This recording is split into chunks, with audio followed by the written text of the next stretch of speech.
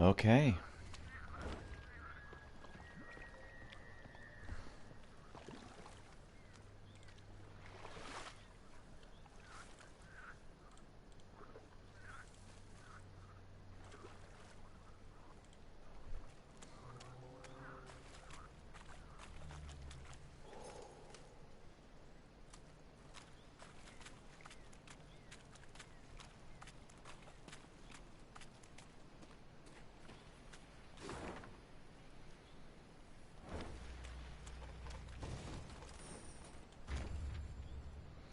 Okay, section end. You're approaching an important moment in the journey.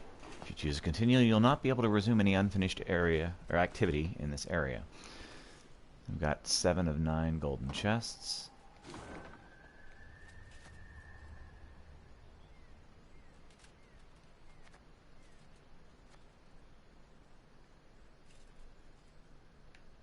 Well, I wonder.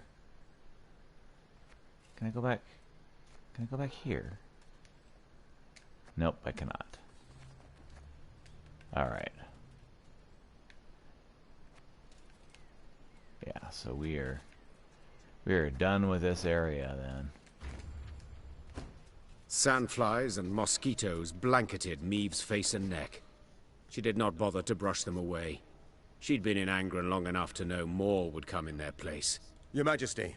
Reynard called from behind. Our scouts have returned. We've a large force of blackclads on our tail, infantry and horsemen, and they draw nearer. Blast! Maeve wiped away the sweaty hair stuck to her brow. What say you, Reynard? Shall we give them a fight? We're but a few miles from the river, where a barge awaits. It makes no sense to battle now. Though near her strength's end, Maeve stepped up her pace. She could not wait to stand upon a barge deck and leave Angron's infernal bogs behind. Alas, in place of the promised vessel, they found only severed moorings. No! No, it can't be! Suddenly, Maeve drove her fist into the trunk of the nearest tree. Fortunately, a soft and rotted one. This isn't so! Your Grace, have mercy. I stepped away but for a spell. Croaked a scout, pale as a ghost. And thieves jumped out the underbrush. Fell upon it. Whole band of them. A white-haired warrior, a minstrel, and a lass what had a bow. Well, is that all? Interrupted Gascon. No vampire sat upon an ass with no saddle? You cocked up, man, damn it. Maeve, what now? The Queen turned back towards the swamp. Between the trees, she glimpsed a golden sun glimmering upon a banner. We shall discuss that White-haired later. warrior, huh? Said the Queen, drawing her sword. Provided we survive. White-haired warrior with a minstrel. And so, rather than board the barge, Maeve mounted her horse, furious with her misfortune. She clenched her jaw and led a charge against the enemy. Should I ever come upon those thieves, she thought, I will have my vengeance.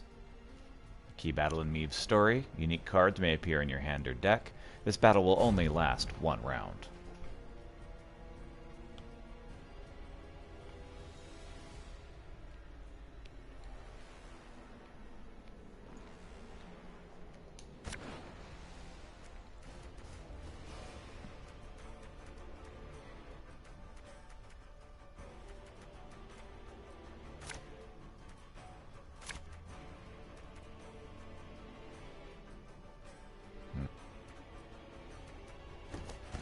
Everyone, rally to me! Drive them back!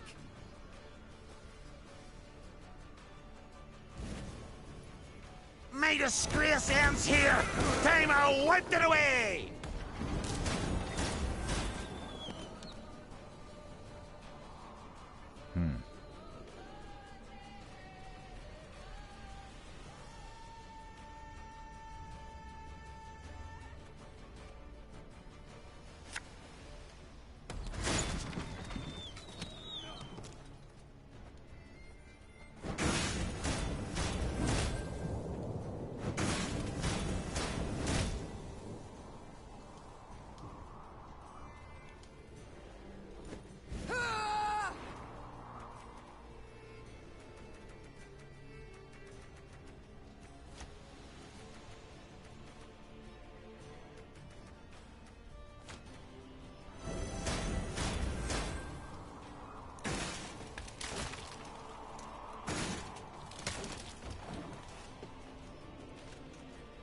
Wise choice.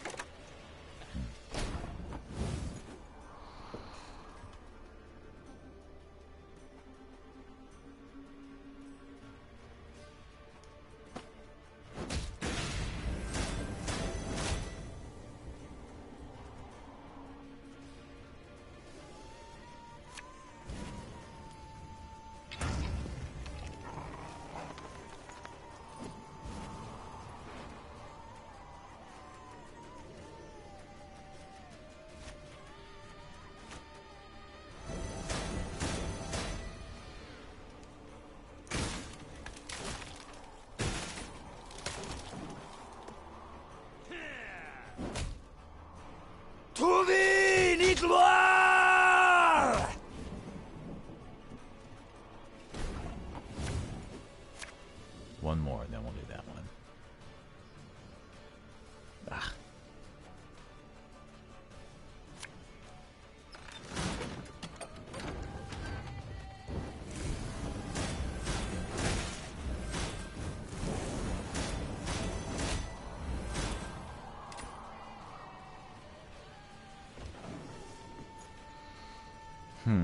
Order!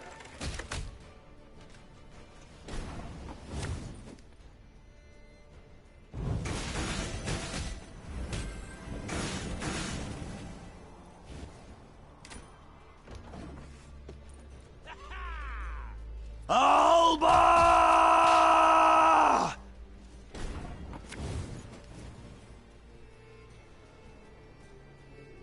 Oh, that's not what I went to do.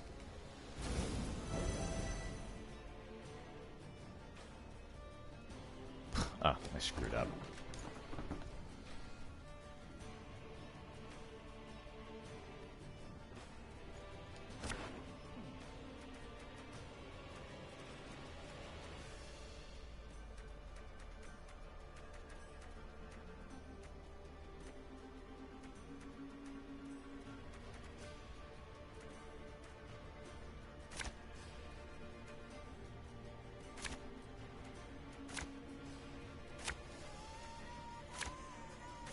Everyone, rally to me! Drive them back!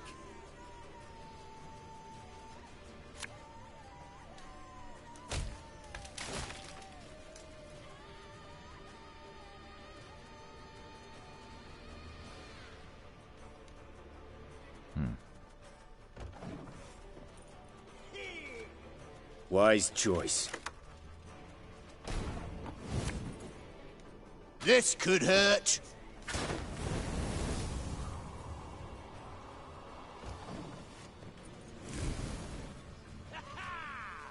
Alba!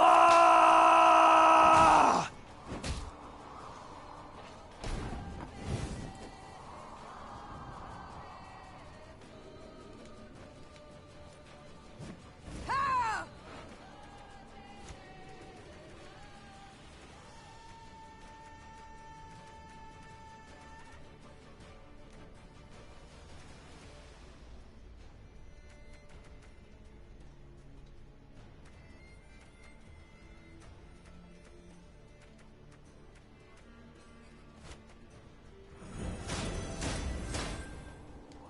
Watch your heads! What you looking at?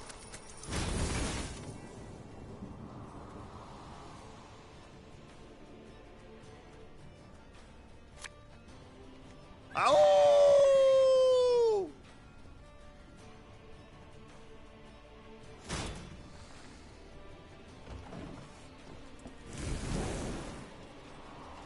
Order!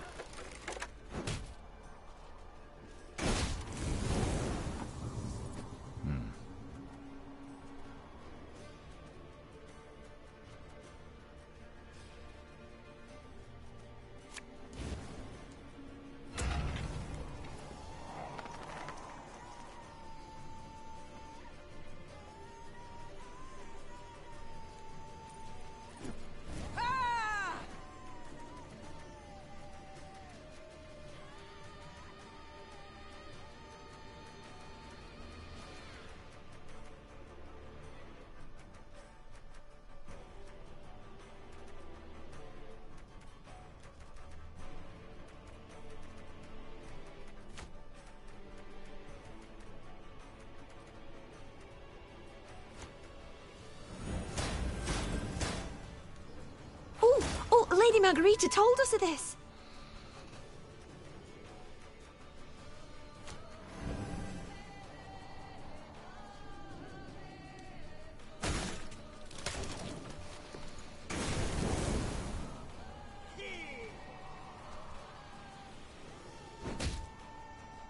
Your life is mine now.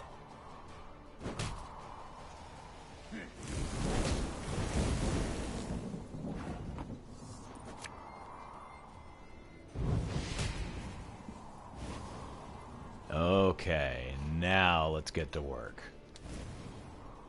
Elven Blarney.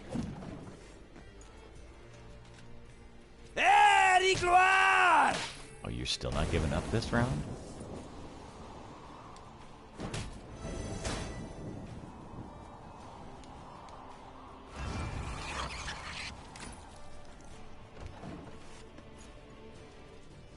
You really Wise should give up. choice.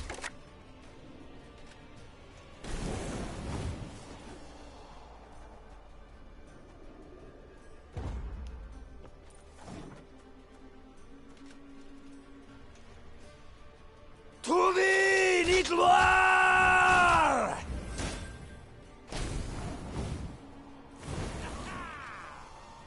Alba!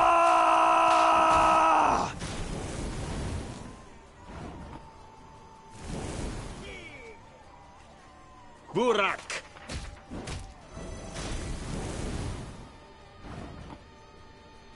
El Herzog. Nice Tedatu. Just used up all of your cards, man.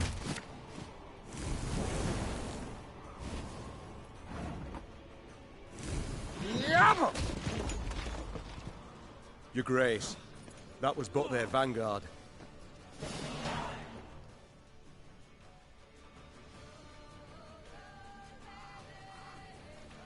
Near the battle's end, Meve faced a black-clad officer.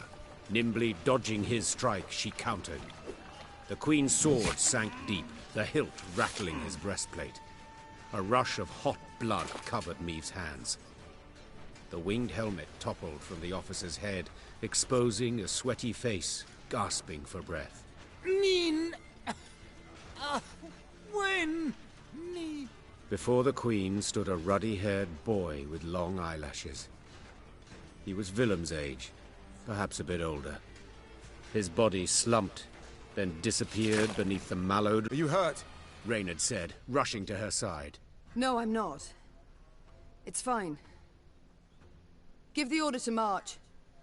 With no barge, we must walk to Red Lobington along the riverbank. Your Majesty, we must tend to the wounded. Use the rest of the day, I wager. We ain't time enough for that. Interjected Gascon. That was but the vanguard sent in pursuit to slow us down. And even so, they outnumbered us 2 to 1. What happens when the main force arrives? We must We flee. die. Now. And abandon the injured, to bleed to death in the mud. Alas, Reynard, yes. Unless you'd rather we stayed and died with them.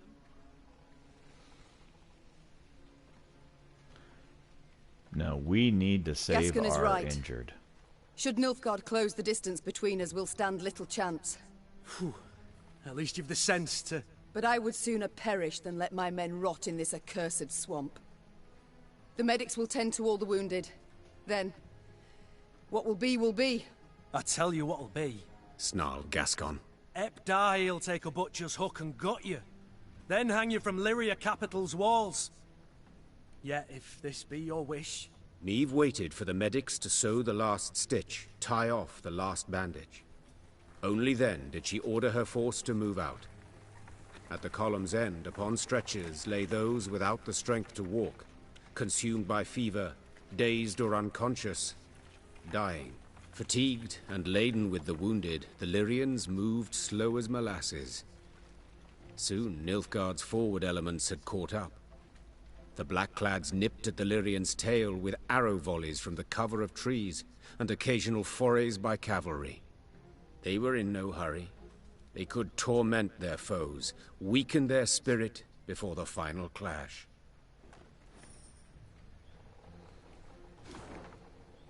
All right.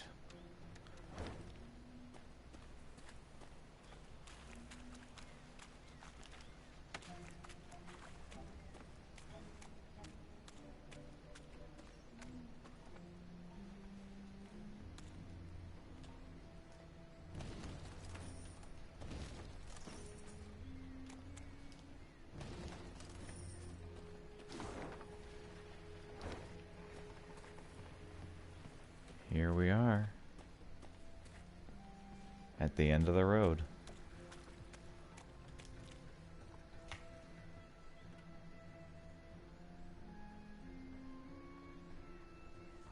At long last, Meve spotted a dark form spanning the river's course, Red Lobinden's bridge.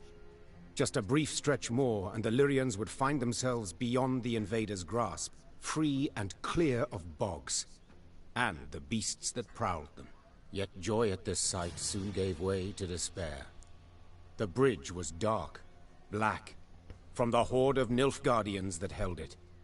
Clearly the Blackclads had divined the path of Meve's flight, and had cut off her last means of escape. That's it. We're dead men. All! They'll cut us down to the last! Meve shut her eyes, felt them sting with fatigue. She knew when she turned she could not show her men 1 ounce of fear, 1 pinch of doubt. She gripped her reins tightly. The leather dug into her skin, helping her hold back her tears. And when the Queen finally spoke, her voice was strong and boomed over the river's roar. I know what you wish to hear. The Queen began. That the gods watch over us. That we'll come through the fray unharmed. That a friendly force is but moments away. Those would be lies. The truth is as bitter as it is undeniable. We stand cornered. Cannot win this fight. Cannot flee it. We can but choose how to die. Hanged from the boughs like common criminals, or weapons in hand like the fighters we are. I've made my choice. Time you made yours! With that cry, Meve broke for the bridge toward a forest of spears into a deluge of arrows. She let the tears fall from her eyes. Tears of rage, fear, fatigue. It was not until she'd almost reached the enemy line that she dared glance backward. And she saw she was not alone.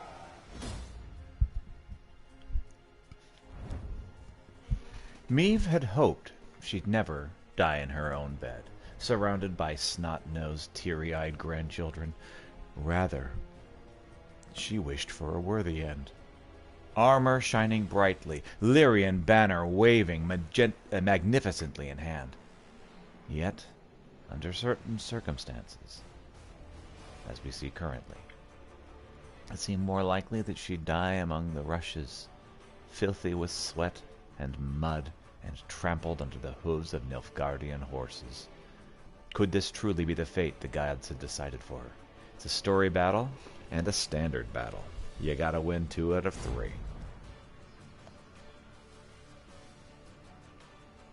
The battle for the bridge. Defend the Queen! Valyria!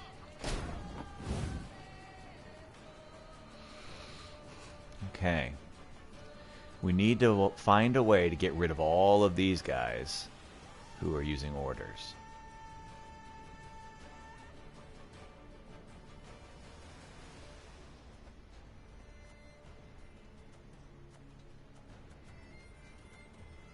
I need to not use orders to do that.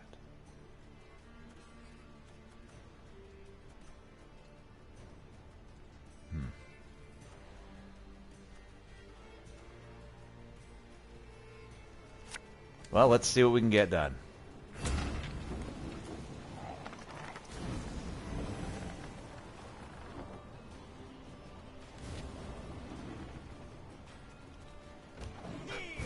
Little to nothing.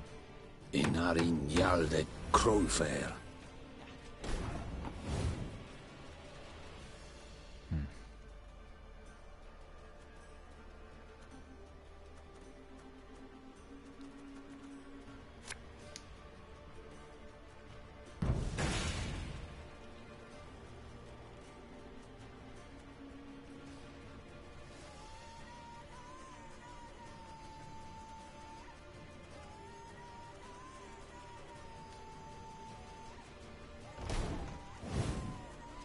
Barbarians. We may die here today, but not on our hands and knees!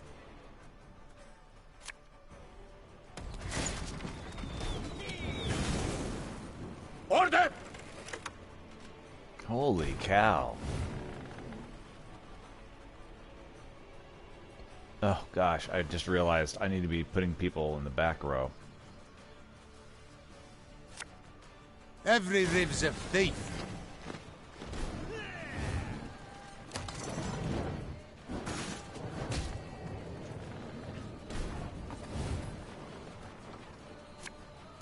What do you want of me?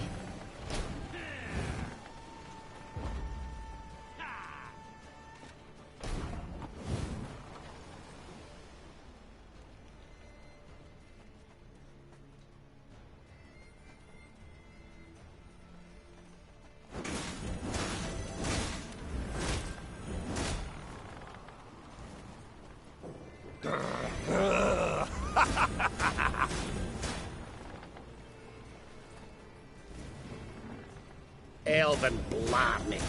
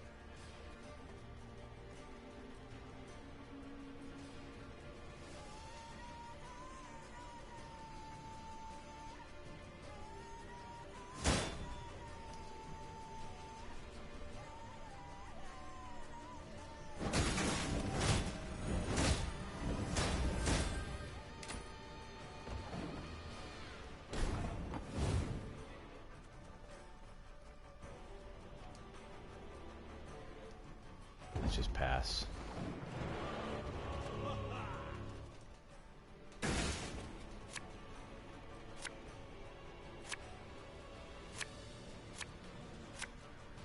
Don't shoot! Don't shoot! We're friend, not foe!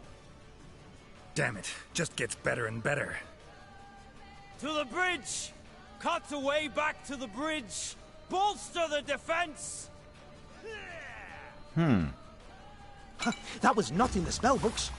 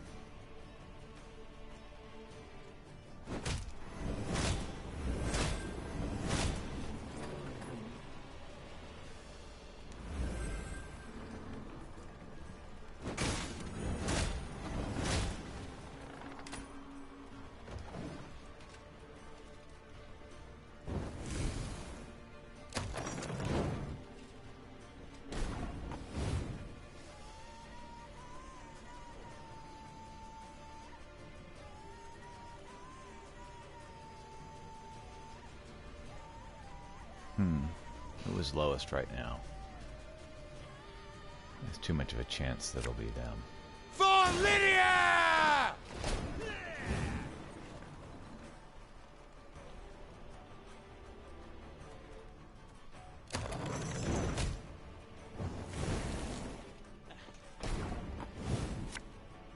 Give me a target.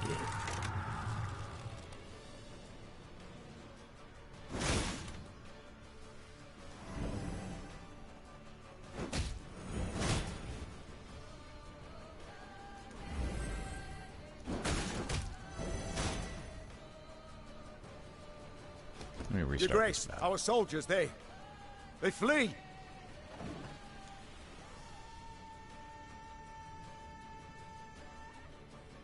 Defend the Queen! Valyria! I warned you.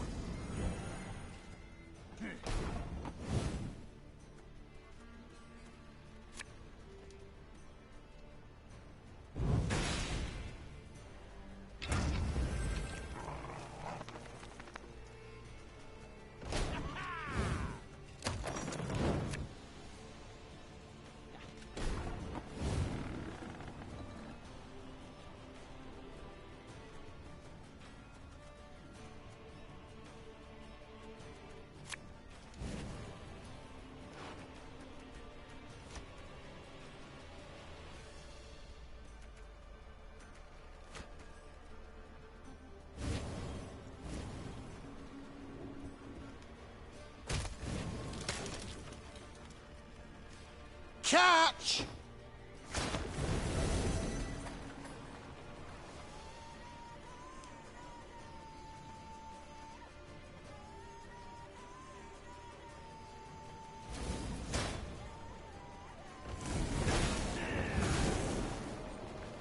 Inarin Yalde Crowfair.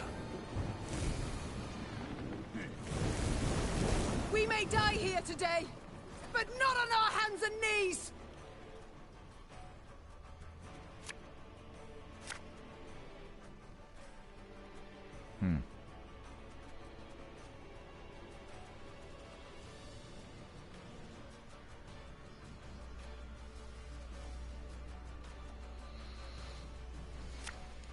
Ow!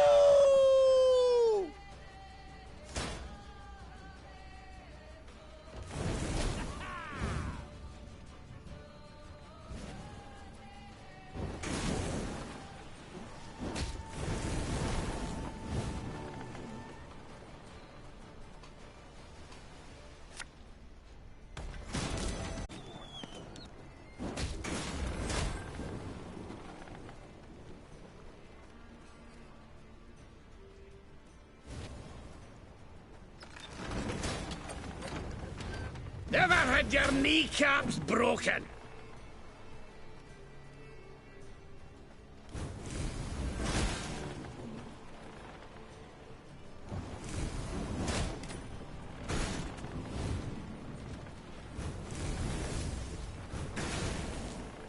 Off to the front yet again.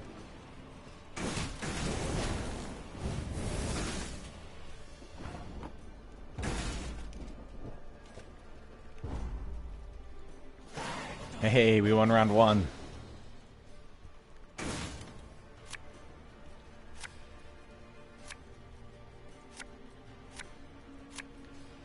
Don't shoot! Don't shoot! We're friend, not foe! Damn it, just gets better and better. To the bridge! Cut away back to the bridge!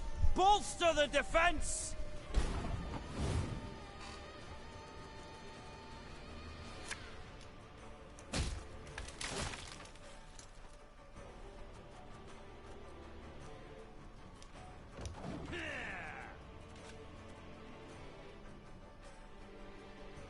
Enard Fane!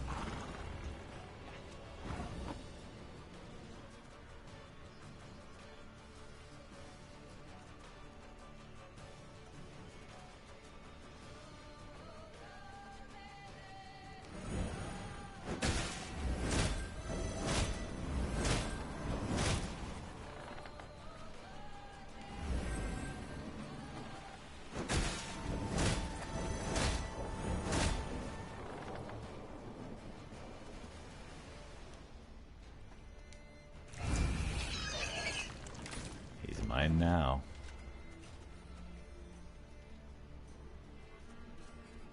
Order!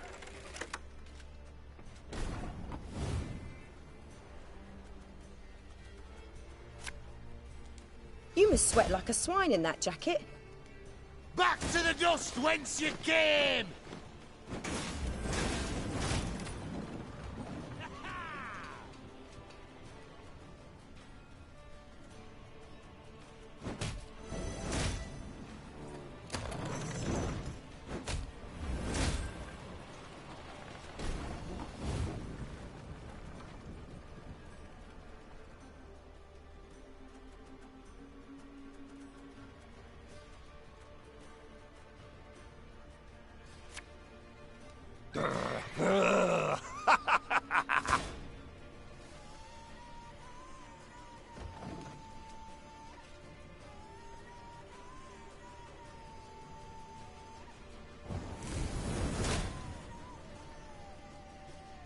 Barbarians.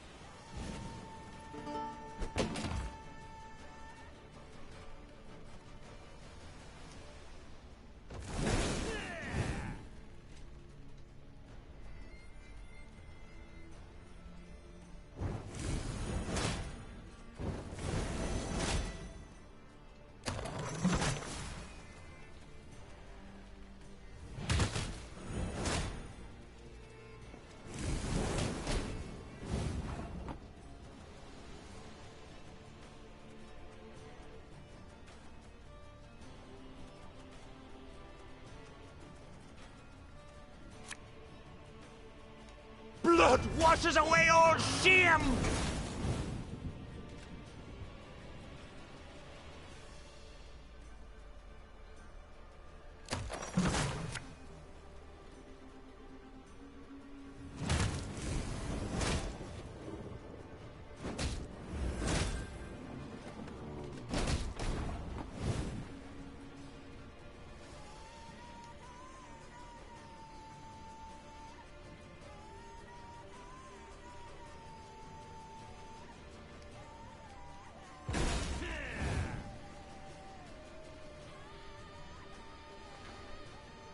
That was not in the spell books.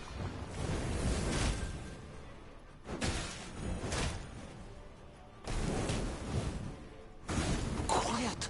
What the gods are we here?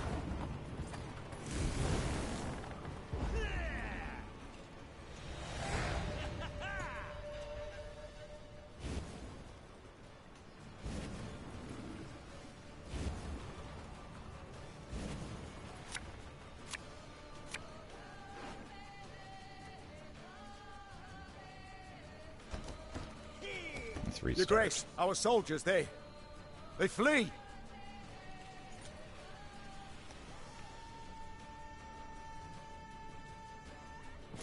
Defend the Queen! Valyria!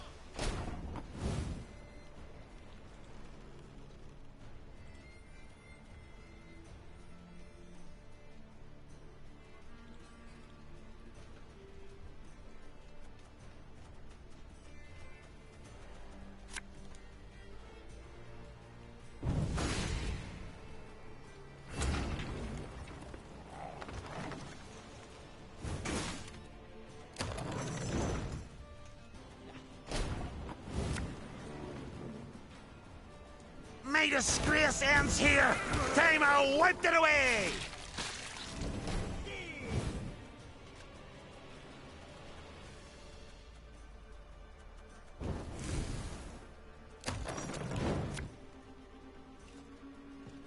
We may die here today, but not on our hands and knees! Think I'm a fear?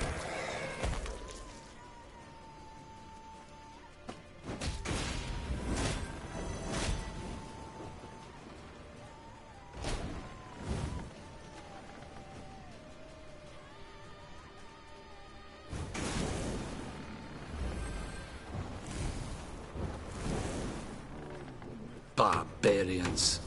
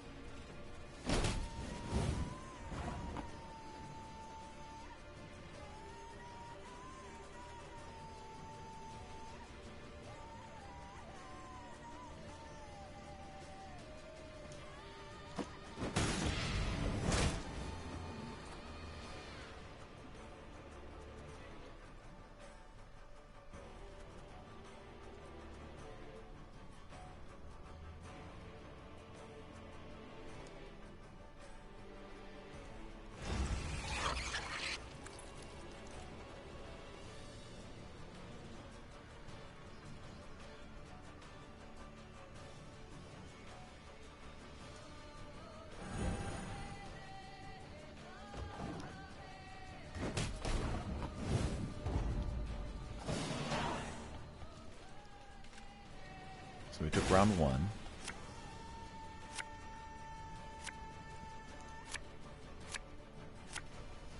Don't shoot! Don't shoot! We're friend, not foe! Damn it, just gets better and better. To the bridge!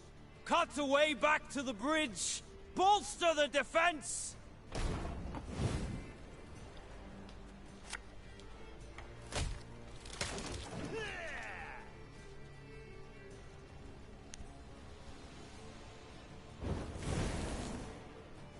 I warned you.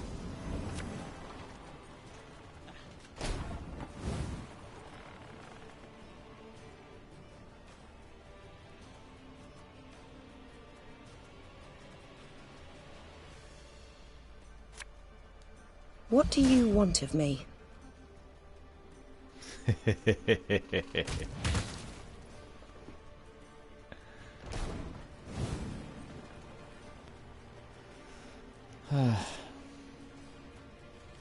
Gloire and Katza!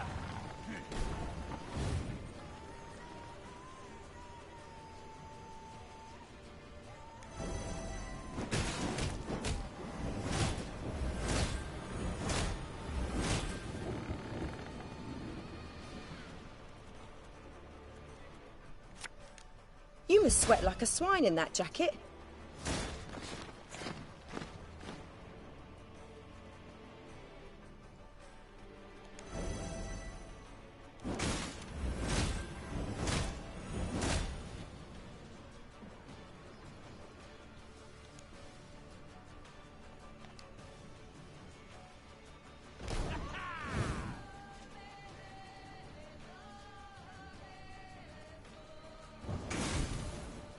Estella Zweifel!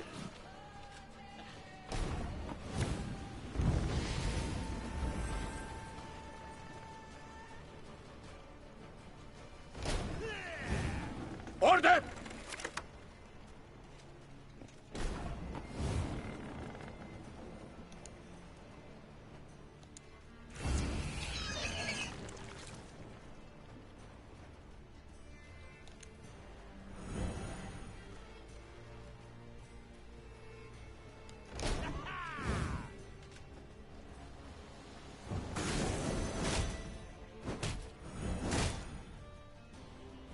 A highly curious case.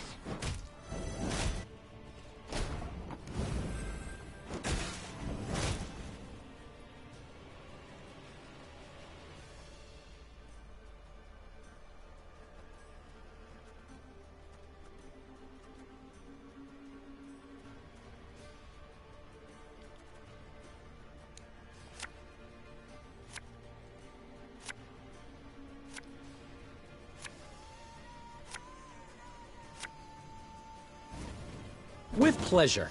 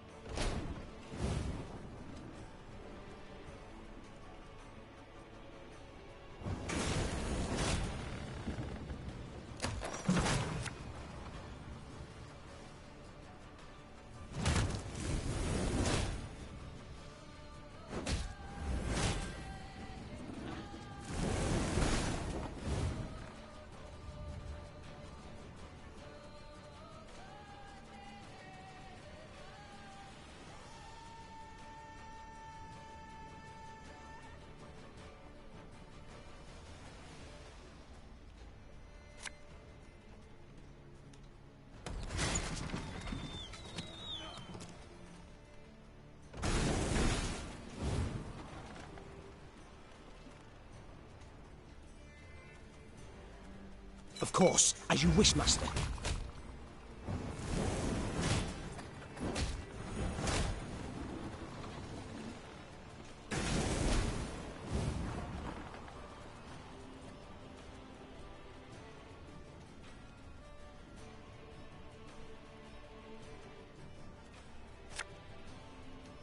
Looking to dance, mate?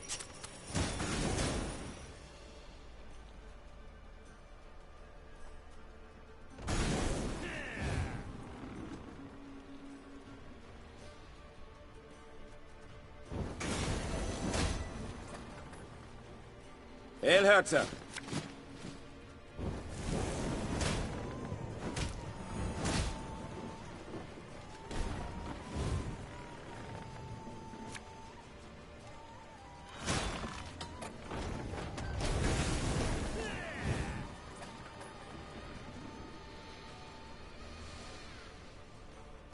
Nilfgaard!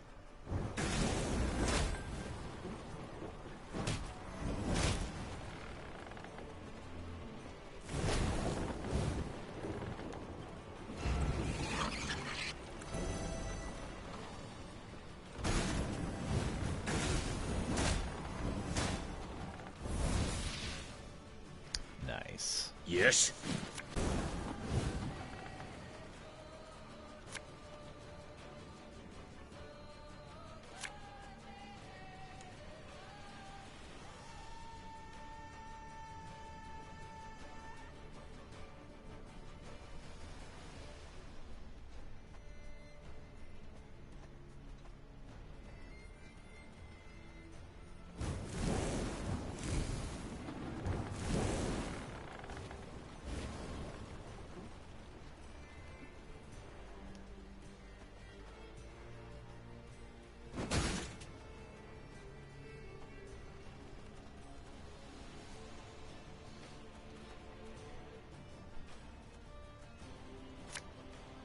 Never had your kneecaps broken!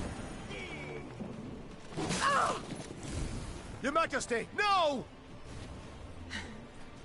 I've lost my tooth. Foot of a whore.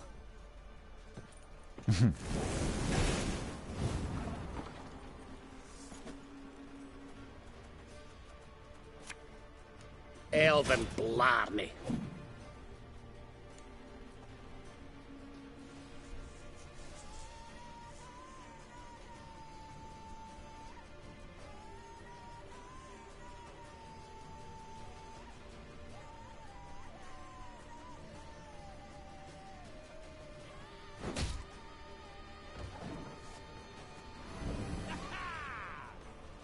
Egreto dum anime est, spes est.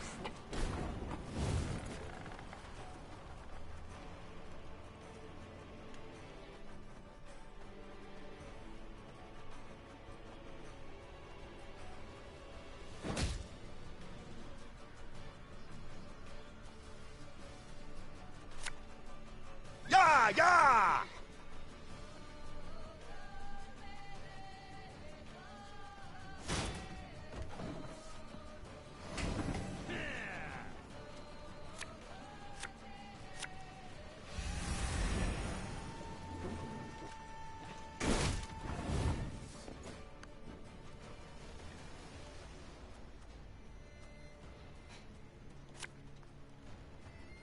Don't need no weapon! Your life is mine now.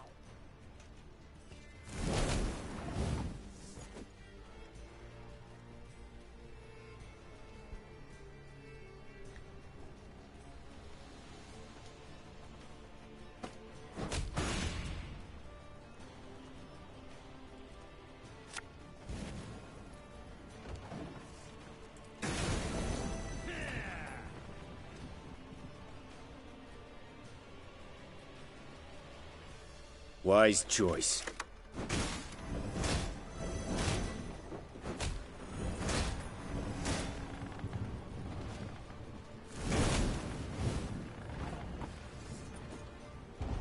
Let you win this round.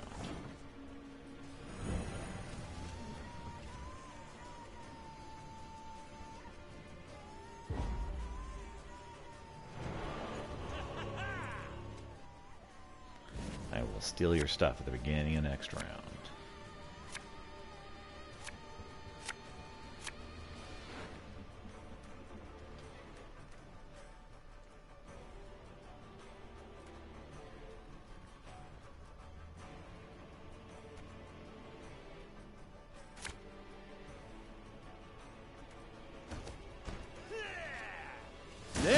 Retreat!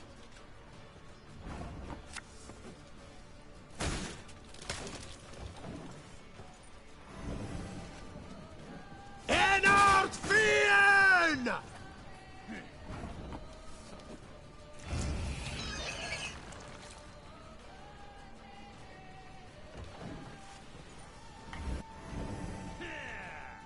Yum!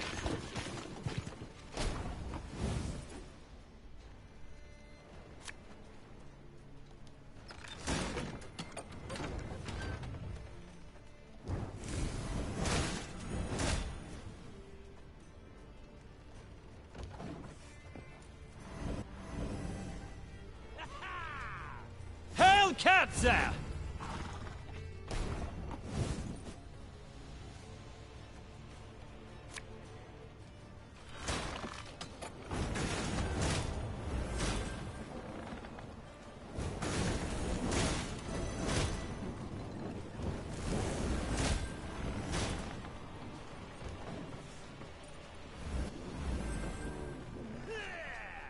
Quiet, or the Commissar will hear. Discipline shall bring us victory!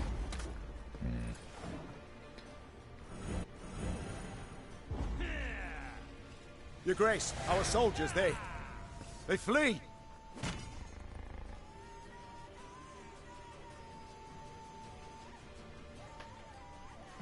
Defend the Queen! Valyria!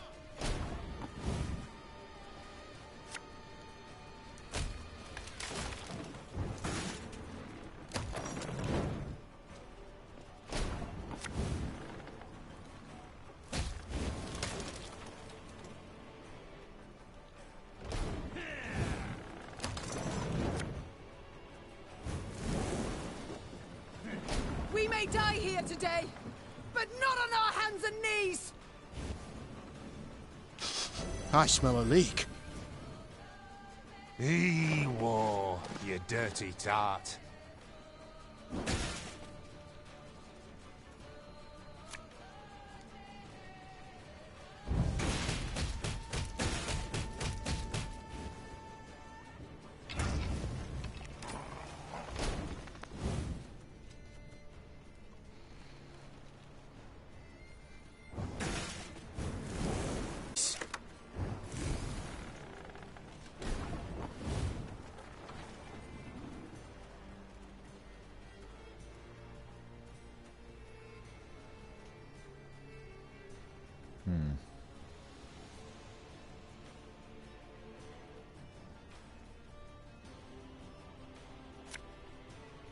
Back to the dust whence you came!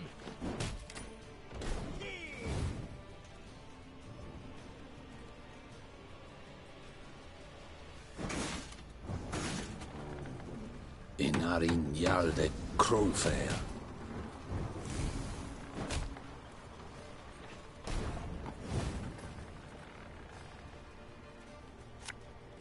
Her Majesty is exceptional.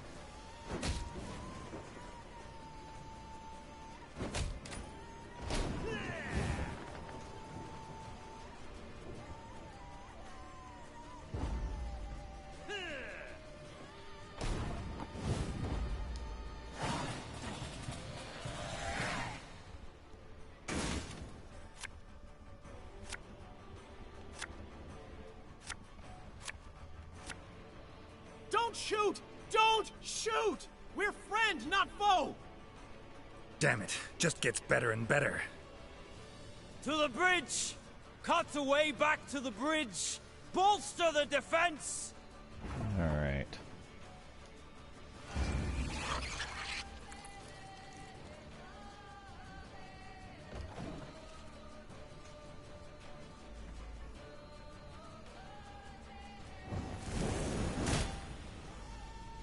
Barbarians.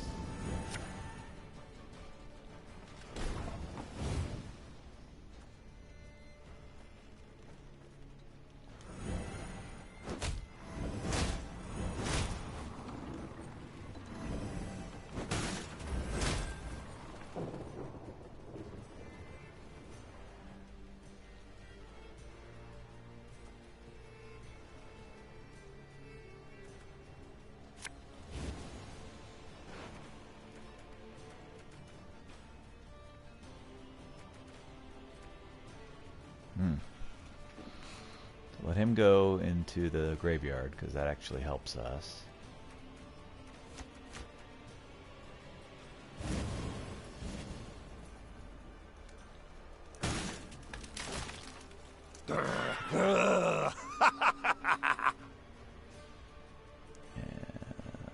Yeah, get him.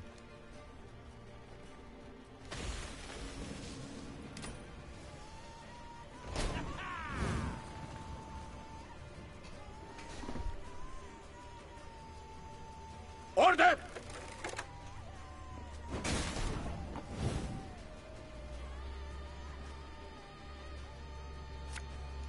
Yeah, yeah!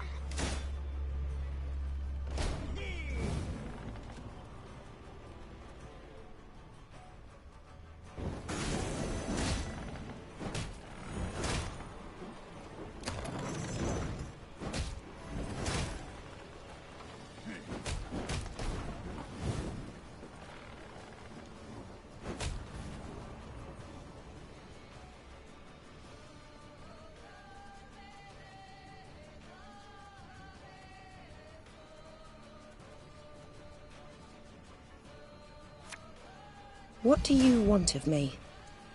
You mad? Don't shake that!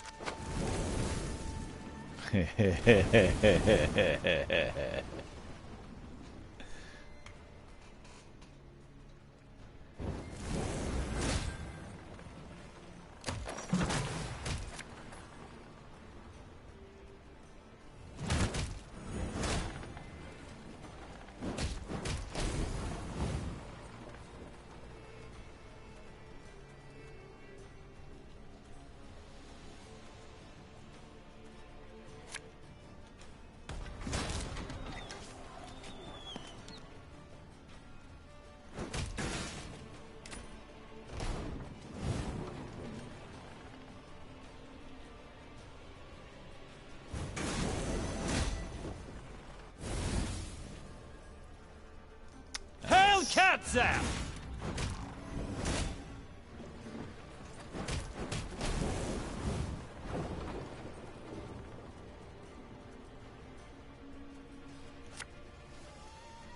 Never had your kneecaps broken!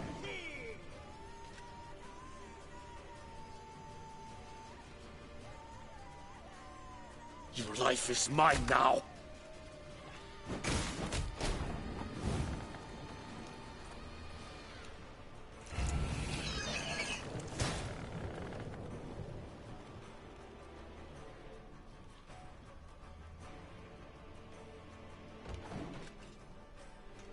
That was not in the spell books.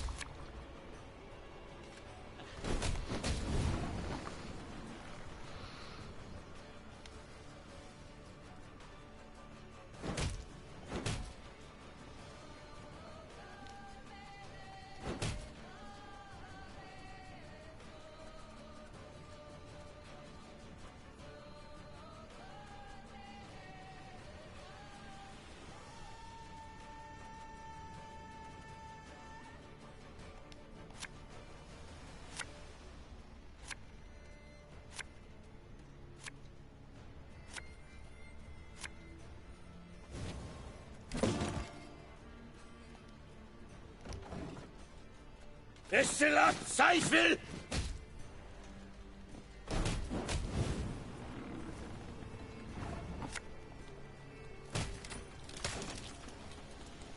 Nice.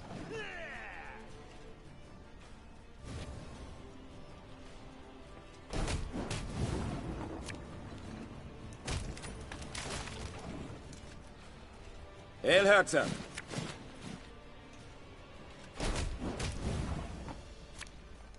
We'll catch 'em all! Yes?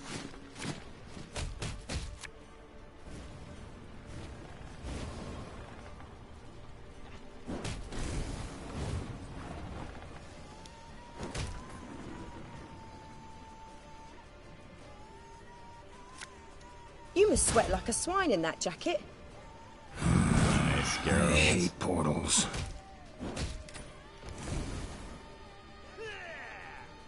Enarthian!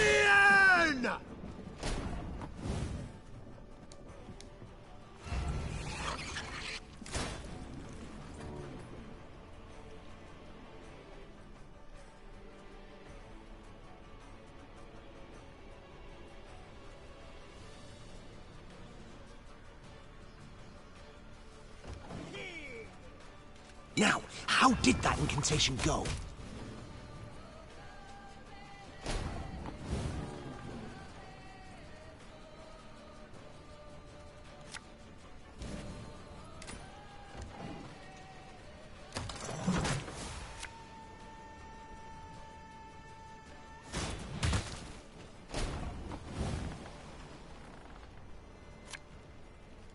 Give me a target.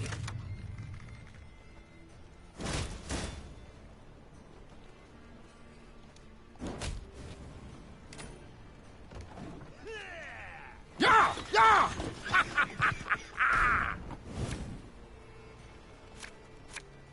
Elven blarney.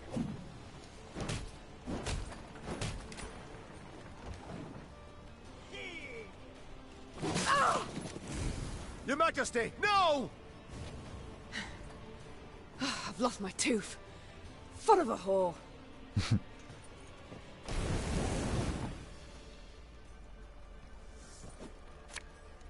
Got a death wish?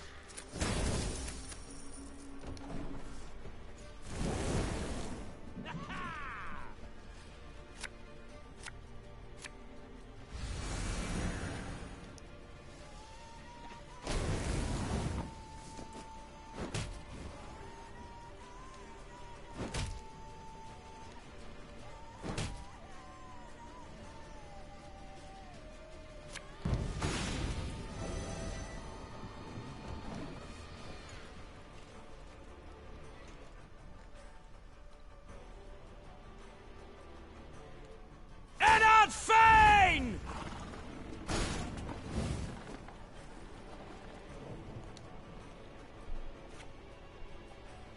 All right. We're going to run with this and see if it's enough.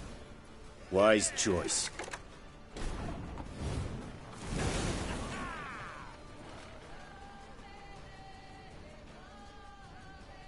Order!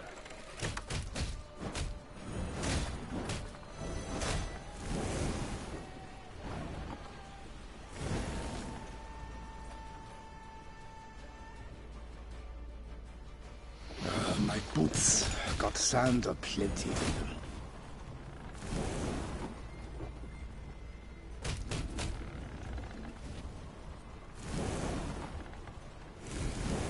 Yeah! Yeah! Yeah!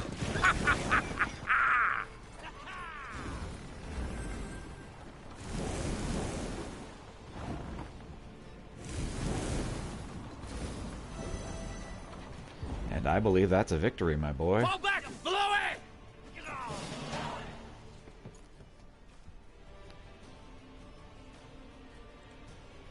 Meve was victorious on the banks of the Yaruga, but paid dearly for it. She lost a host of men and suffered harm herself. Yet she'd have been doomed, if not for a certain white-haired witcher. Yep. Meve longed to meet her mysterious savior, and set off in search of him as soon as the battle dust had settled. She found him with the field surgeon and learned he was none other than the Witcher Geralt. Yes, incredible as it may seem, I've heard the tale from several and can vouch for its truth. At any rate, making naught of the fact that Geralt's ears were ringing from a blow with a mace, Meve began immediately to interrogate him. You for Thronebreaker? Asked Meve, prodding him insistently. For a spell, Geralt worried his hearing was shot, but then realized the Queen had a lisp. Worked out that way, I guess. You guess? Meve gagged on the blood in her mouth. Someone hold me! The Queen felt Geralt merited the highest honor, a knighthood. Another monarch might have delayed until a more opportune time, but not Meve. Meve delayed nothing. Count Odo, you, sir, do the honors. Alas, I cannot because of my tooth. For valor shown in battle, I, Meve, by the gods' grace, Queen of Lyria and Rivia, hereby do knight thee. Geralt of place unknown. The bridge you felled with men from Rivia. Or so you guess. I guess it falls to me to dub thee Geralt of Rivia.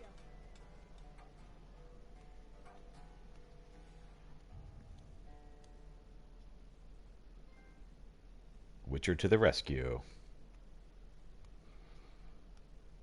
Geralt of Rivia. It's good stuff.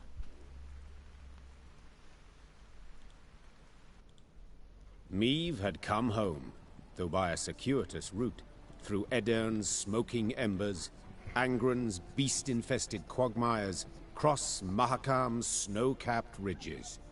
But she had returned, cloaked in legend, a mighty army in tow. The moment was weighty, and not to be tainted even by Geralt of Rivia's disappearance, or dare we say desertion. The hero of the battle for the bridge was now a sought man. Yet Meve was determined to take back her realm, with or without the Witcher's aid. Valyrian's daring escapade behind enemy lines, and the triumphant victory at the battle for the bridge that crowned it, breathed new life into the North's war effort.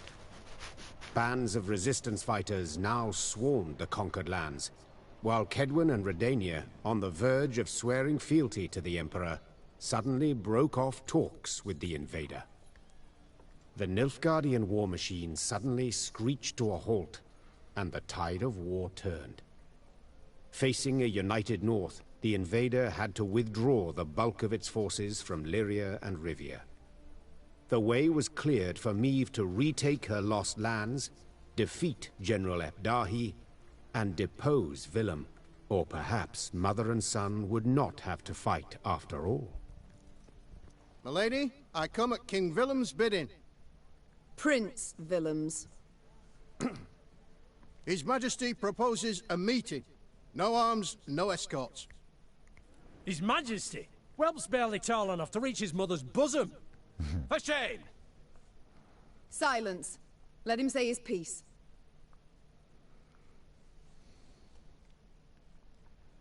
His Majesty, Willem I, wishes to discuss the possibility of a truce. He wishes to surrender? Is that his aim? Your words, not mine, Your Grace. I've a few more on the tip of my tongue. But save them I shall for later. Willem I's chosen the site for the parley. In... Willem I will choose nought. If he wishes to speak, let him meet me midst the ruins of Devil's Tower. Understood, Your Grace. I'll relay your terms. Willem's emissary rode off, serenaded by hisses and jeers. Frightened by the clamor, his horse reared and kicked. The rider forced his mount, striking many more times than was necessary. The fool. Nag'll toss him off first chance it gets. Soon as he loosens the reins. No great loss, I wager. But tell me, your thoughts on this reunion? Sounds a ruse to me. But I know that won't stop you. Whence this certainty? Come now, Meve. At the end of it all, he's your son. You still care about him, it's obvious.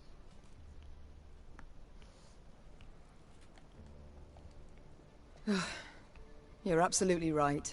Perhaps let bygones be bygones.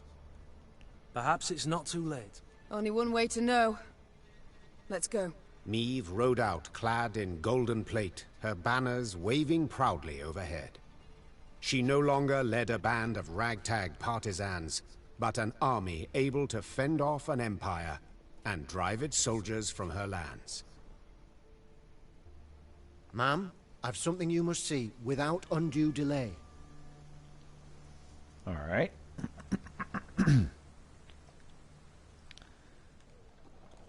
What is it?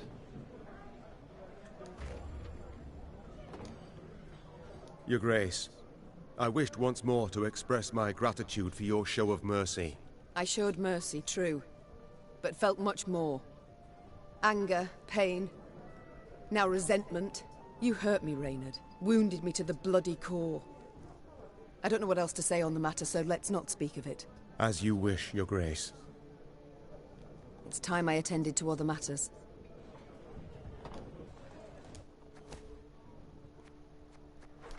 Reports. Report. Desertion of Geralt of Rivia. On the night of September 5th and 6th, the desertion of the following persons noted. Geralt of Rivia, Witcher. Emil Regis, Barber Surgeon. Mary Barning, alias Milva, Archer. Cahir ap Kalech, Nilfgaardian Fugitive. Julian Alfred Pancritz, alias Dandelion, Itinerant Troubadour. Deserters stole 4 horses, 3 cavalry mounts, 1 civilian mount, and a mule. Wanted notice had been distributed. Report, Rivia. Substantial enemy forces still stationed in Kingdom. Large, well-armed garrisons in all cities. Most important, Rivia Castle. Capturing it essential to retaking Kingdom. Populace hates invader and eagerly awaits chance to avenge occupation. Garnering new recruits should not present much difficulty. Support from townsfolk also among siege expected. Letter from from General Abdahi. To Meve, the dethroned and dishonored once Queen of Lyria and Rivia, from Duke Arhal Abdahi, Grand Chancellor, Commander of the Army Group East. Welcome to Rivia, Your Highness. As you soon shall see, this land has changed somewhat in your absence. The walls of Rivia's towns I found in ruins. They have now been rebuilt and reinforced, and the garrisons guarding them doubled in respect to their earlier numbers. Each settlement is now also defended by ballestae, catapults, and trebuchets of the highest caliber. We expect you shall pay us a visit. We await you with open arms. Letter from Captain Tobias IV. Your Majesty, I've received word you've crossed into Rivia, leading a sizable army. Words cannot express how much I rejoice at your return. I fully believe the final victory over the invader is at hand. At court, tension reigns. The lords who supported the enemy have suddenly grown spines. Prince Willem prepares to leave Lyria without the Nilfgaardians' knowledge, though I do not know where he will go. Many envoys for the Empire remain, judging by General Abdahi's expression. They do not bring good news. The general's position might be weaker than is widely thought. I will attempt to learn more. May fortune be with you, my lady, and may we meet next at the capital. Captain Tobias.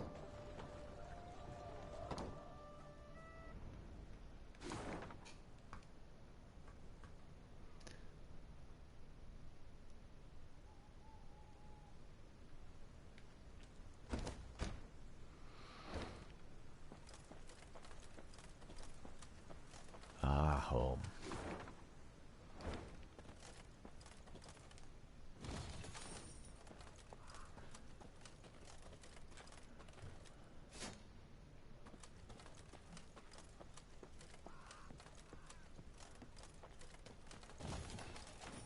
Never thought I'd see the day. The Queen's returned. Milady, our soldiers are losing patience. They can't bear to see Nilfgaardian flags fly over our kingdom's borders. They long to see the Rivian coat of arms claim its rightful place. Your Grace, I know more urgent matters require your attention, but this surely raises morale. Wholeheartedly agree we shall pay for a new banner at once.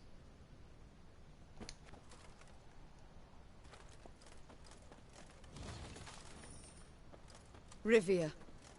And here I feared I would see it no more. I believed you would. I believed you could succeed. Be victorious, Your Grace. We've not arrived just yet, Reynard.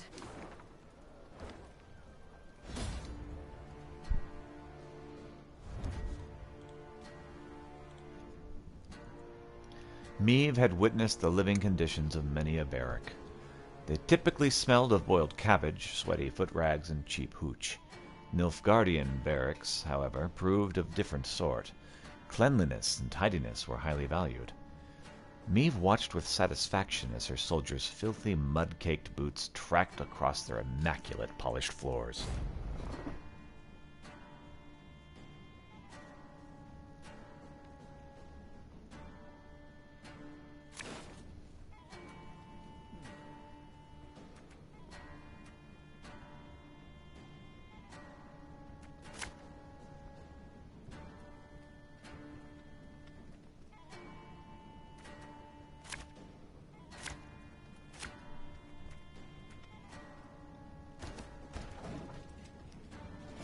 Yeah!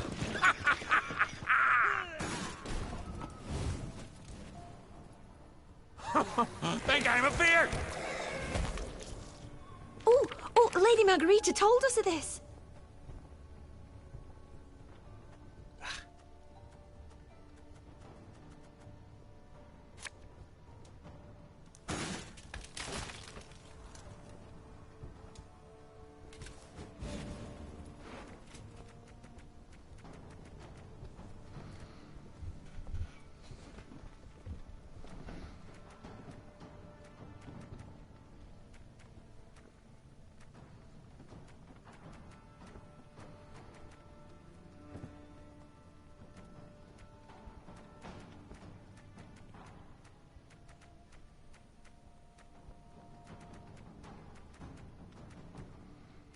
Where's our fire started? We need the twisted fire starter.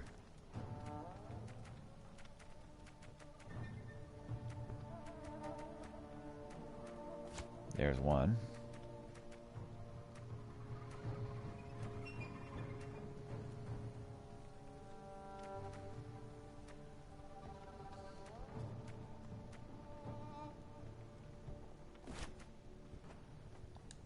Watch your heads!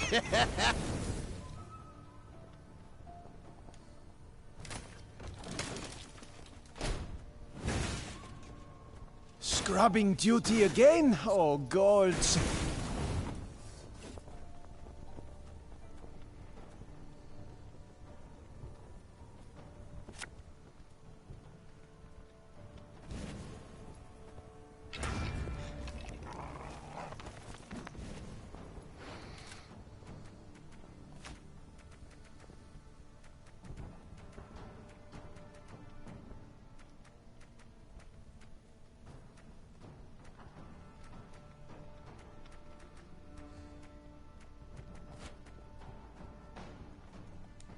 Catch!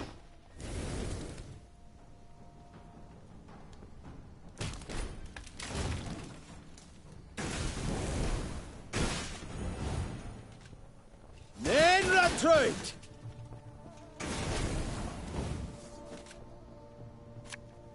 Looking to dance, mate?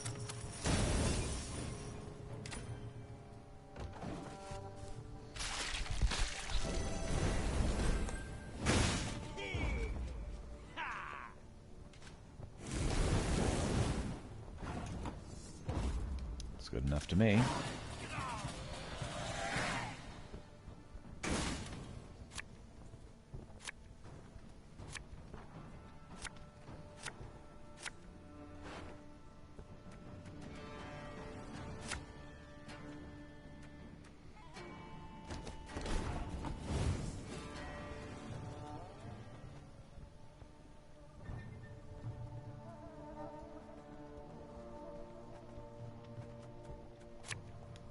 You must sweat like a swine in that jacket.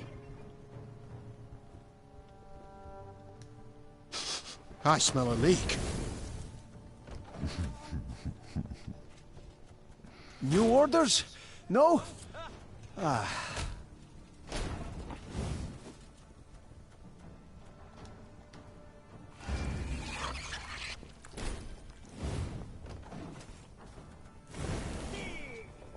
Exzellent, Zweifel!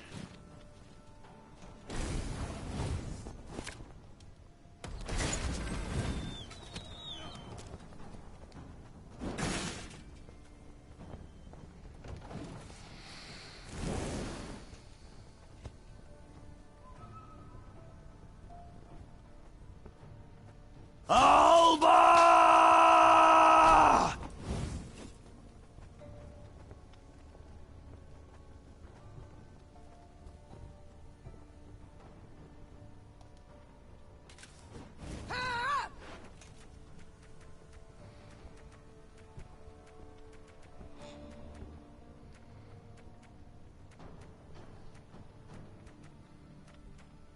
Where is he?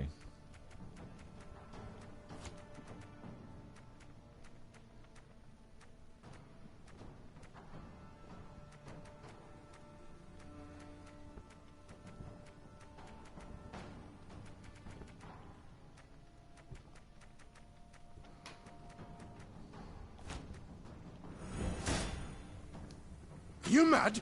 Don't shake that! Ow!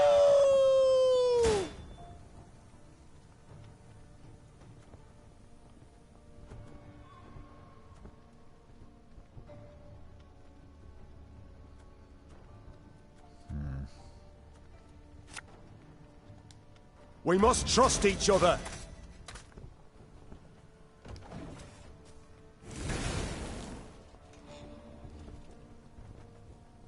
Elherzer.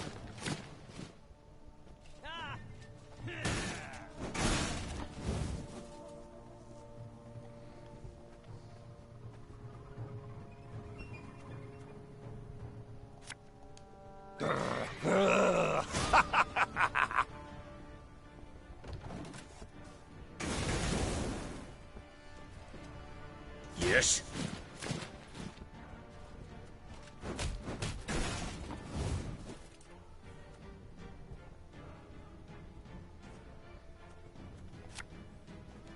Yeah, yeah!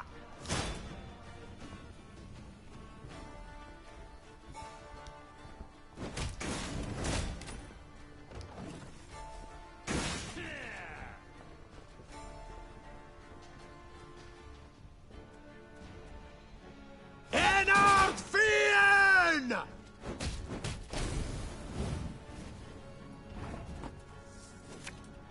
For Lydia!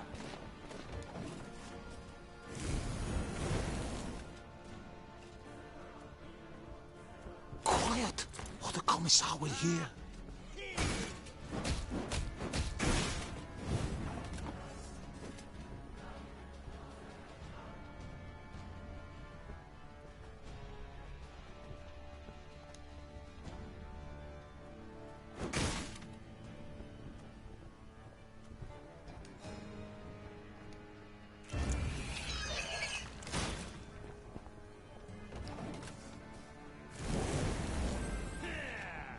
Brach! Scheiß! In! Zwei! Never had your kneecaps broken.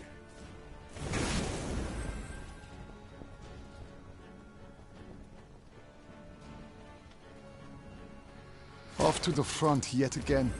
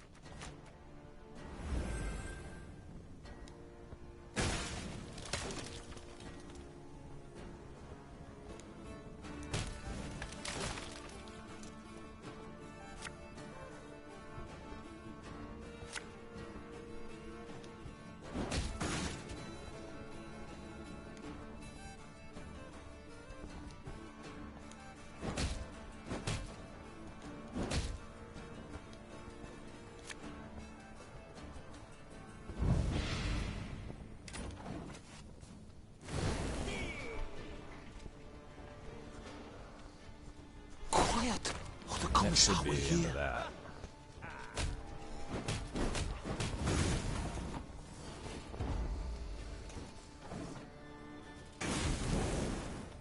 Brach! Scheiß! In! Zwei! And that's a victory. Alright, I'll be right back.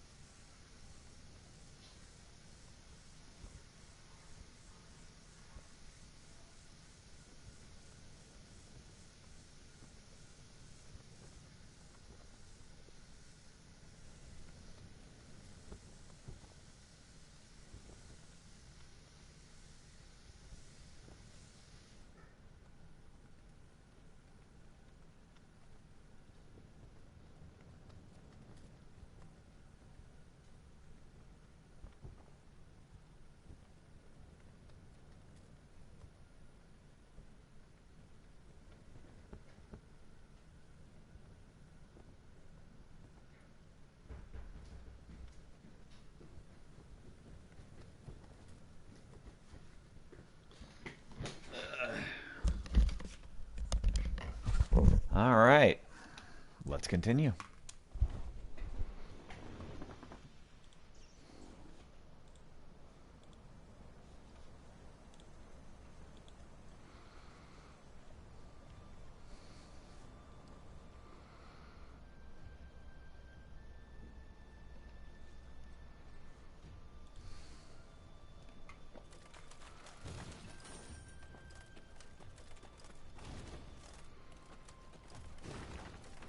From Duke Ardal ap Dahi, Grand Chancellor, Commander of the Army Group East, to Sergeant Yayan Fran. Sergeant, Queen Meve approaches Rivia. Though her ultimate failure is assured, we cannot rule out the possibility that she will breach the cordon at the border. Thus, I recommend that all outpost commanders conceal division treasuries.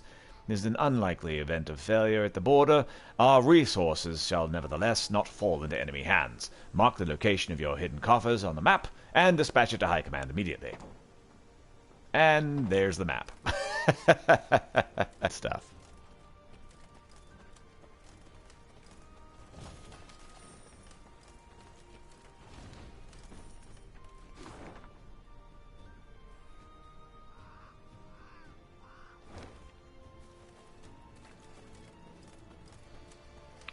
So we will visit the shrine, and then we will head off with much improved spirits.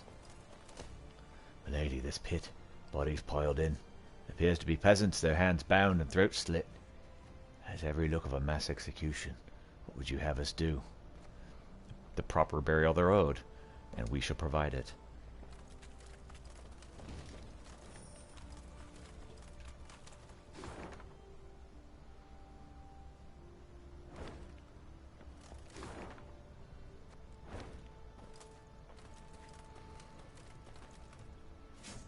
Meve is queen in fact, not merely in name. Meve needed but set one foot into the Ruwode to know something was amiss. The sickening stench of rot hung in the air. Flies swarmed in thick clouds, and crows cawed in a deafening cacophony. What had caused this murder to amass? Well, Meve's scouts soon found out. Your Majesty, reported a certain Sergeant Nadamur. not far from here, past the bend, there's a cutting and it's full of bodies. Our boys and the blackclads alike. Bodies mutilated, horribly so, guts ripped open, entrails strewn about, heads lopped. Somewhere, well, yes? Branches embrace him, grip him tight, as if the trees, they strangled him. Hearing this, the Queen ordered a halt to their march. They would go no further, she thought, till they knew what had killed those men. Luckily, witnesses were soon found. A haggard band of resin burners emerged from a nearby dugout, black with dirt, covered in dried blood. Milady, their eldest stammered. Blackins came and started felling the wood. Forced folk to chop away, to make way for a town, they said. They pushed hard, right to the heart of the forest where the old oaks grow, and awoke some foulness. The whole camp, blackclads and loggers alike, done in one night. No time even to draw their weapons. We was lucky, found pits to hide in. Just heard of something huffed and puffed while talking to the trees, no less. Reynard ordered medics to tend to the tar makers, then turned to Meve. We cannot wash our hands of this, your grace. The Nilfgaardians awoke the monster, yes, but it kills Rivians just as readily. Meve stood at the edge of the clearing and pricked her ears. The Ruwode echoed with the cawing of crows, which seemed to perch on its every twig. She also heard the howling of wolves, and a hollow rattling, as if branches whipped in the wind, though the day was fair and still. That Geralt. He just had to desert me. The Queen removed her cloak to avoid snags, and trundled toward the heart of the wood. Her soldiers followed, clutching cocked crossbows to sweaty cheeks.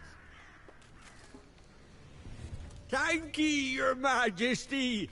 You'll protect us from the blackclads. and monstrosities. I, Queen Meve, hereby proclaim that upon regaining my throne, I shall raise the geld and poll tax threefold in order to ensure the realm's populace has appropriately compensated the royal treasury for wartime expenses incurred. Similarly, I shall increase compulsory labor twofold. Whosoever attempts to withhold property from royal collectors shall have their hands severed at the wrist and their eyes gouged with a red-hot iron. Huh, that doesn't sound like me. Your Majesty, a tree's been snapped clear enough and now blocks the road. I know not what's to blame, but 'tis clearly not the handiwork of man. What are your orders? Shall the engineers remove it from our path?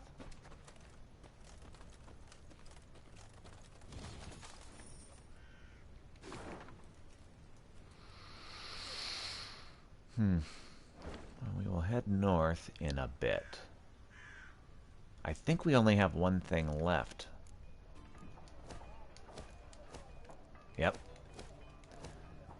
So the command tent, we need maximum supplies.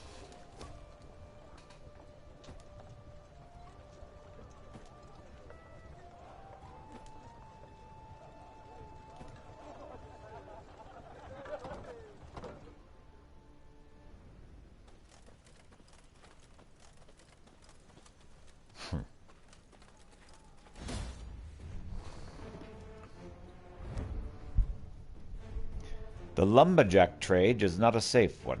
First of all, unfortunate accidents are an unfortunate expectation. Secondly, the sound of axe striking trunk echoes a great distance. Beasts, it turns out, have sensitive hearing and insatiable appetites. Time for a standard battle.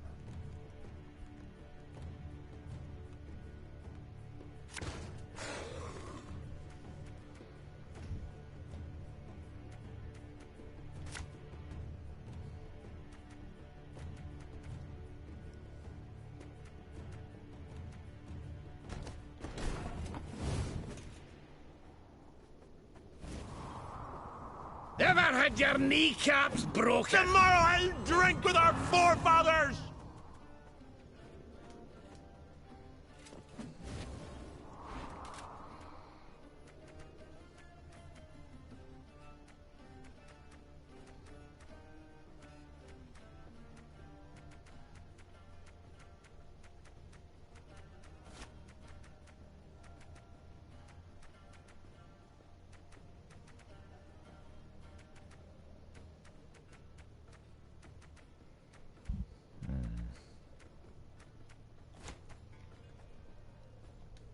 Catch!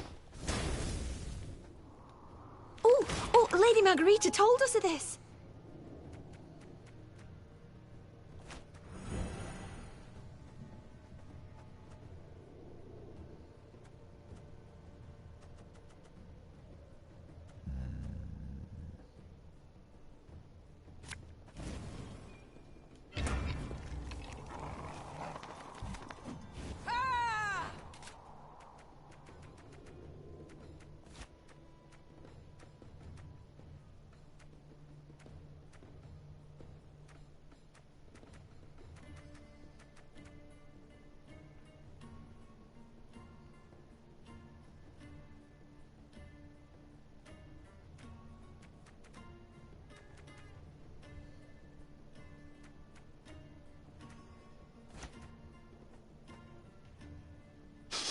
I smell a leak.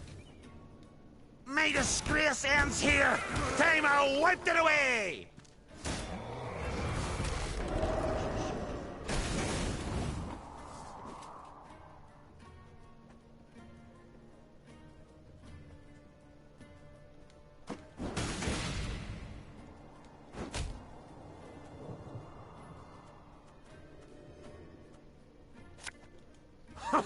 Think I'm a fear!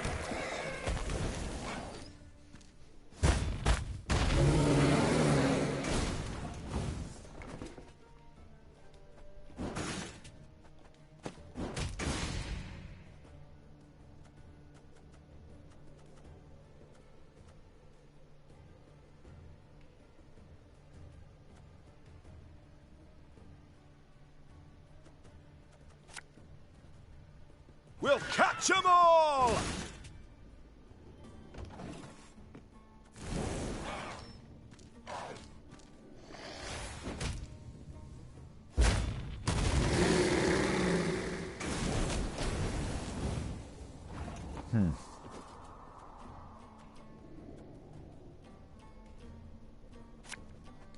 I'll relieve you of that pouch.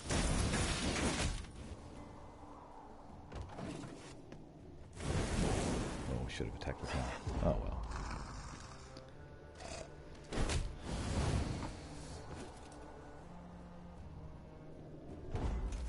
Should be good right there.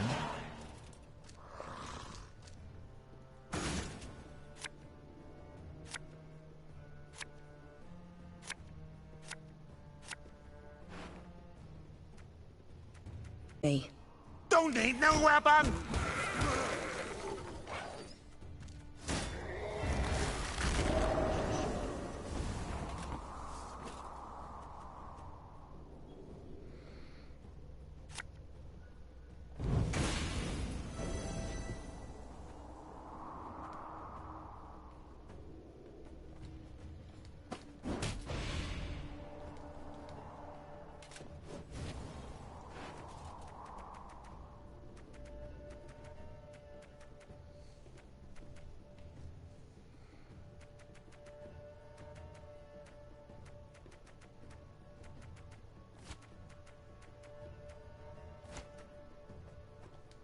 You must sweat like a swine in that jacket. Tell me you jest. Got a death wish?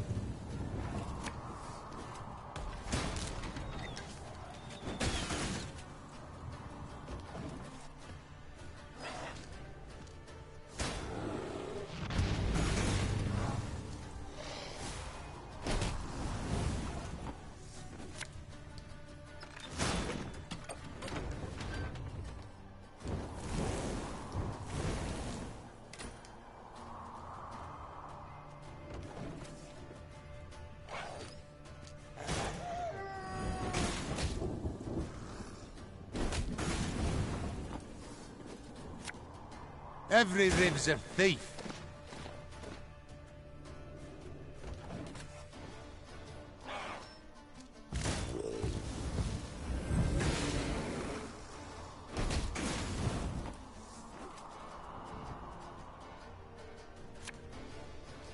Elven blarney.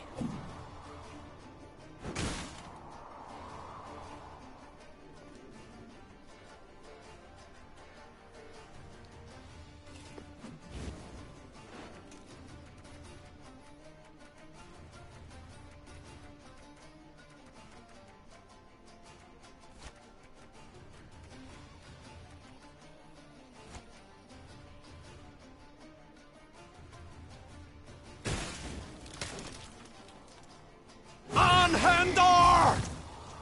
Come here! Let's dance! Blood washes away all shame!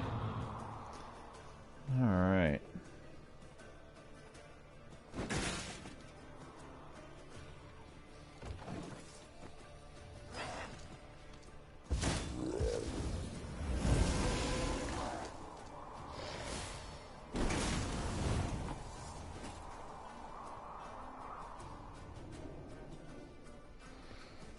What is this? 6?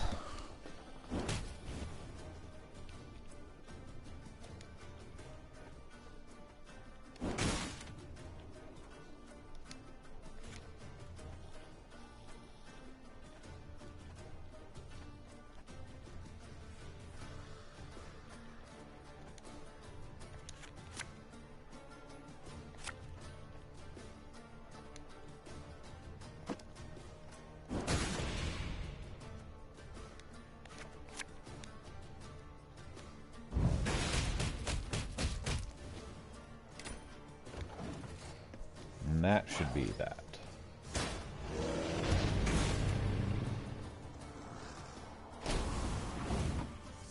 Because whatever kind of trump he's got as his last card, he should be able to make up for it. And I got him.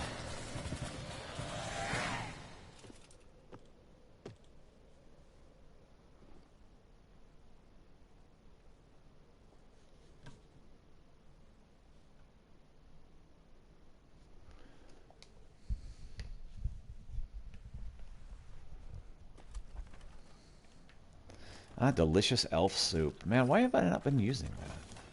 Oh yeah, that's right.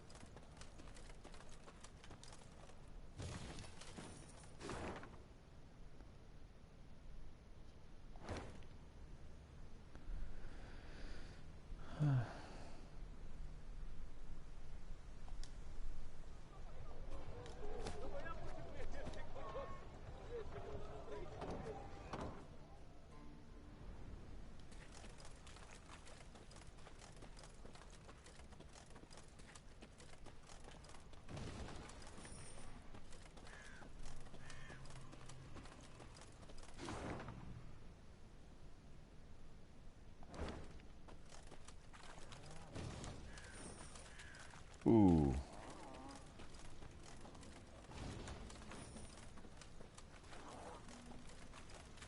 Yep, autosave is Deep necessary. in the wood, it grew cool, with a thin fog filling the air. Neve pushed past a large branch of hazel and froze. Before her stood a tall figure, nearly human in form, save the moss-covered deer skull in place of its head. Empty eye sockets burning with naked flame, the monstrosity hurled itself at Meve with a roar. Rally to me! Cried Meve, raising her shield. Everyone! Anyone! To me!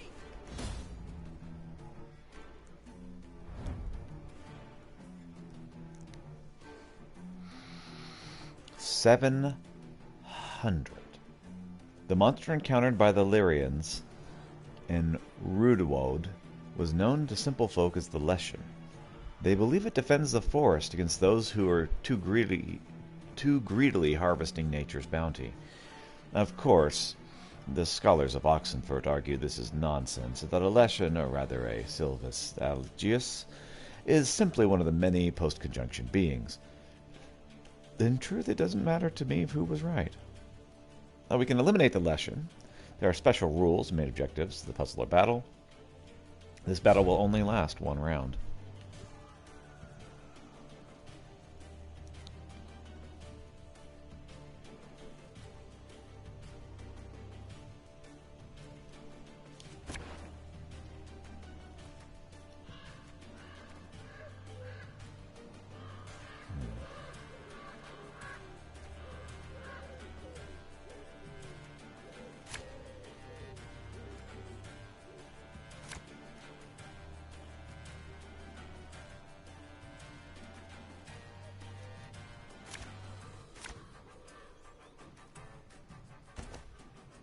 Be wary. We know not what this thing can do. Every 2 turns on turn start, move to the other row and damage all units in the opposite row by 2. Deathwish, increase the damage taken by Leshen's weak spot by 4. Leshen's weak spot, Relic Boss. Whenever this unit takes damage, deal bonus damage of 0. Amount of bonus damage increased by 1 whenever it takes damage.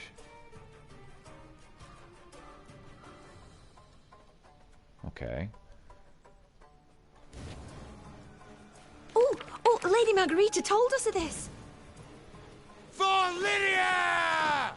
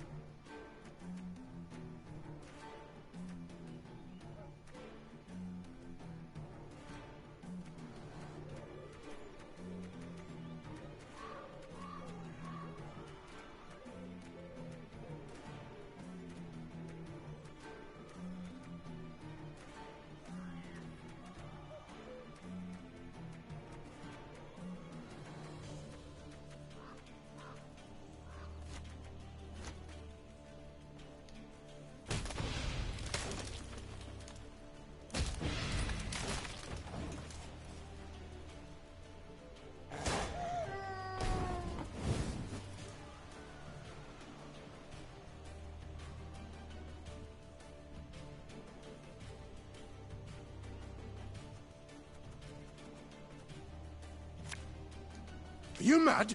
Don't shake that!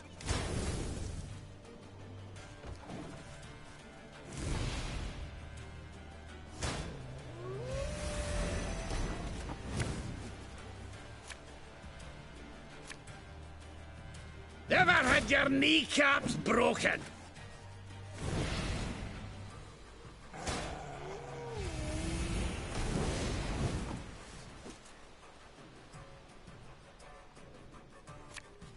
Elven blarney.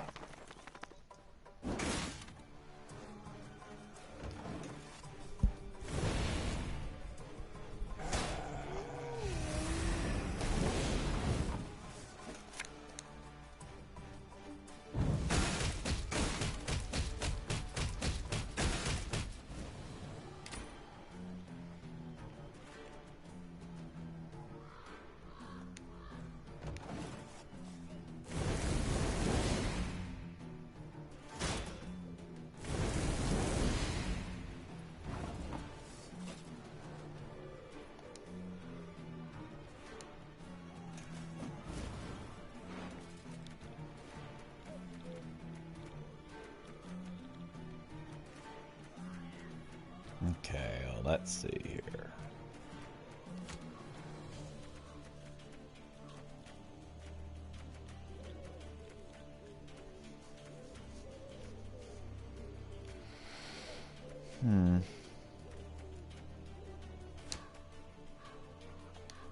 This could hurt. Got a death wish?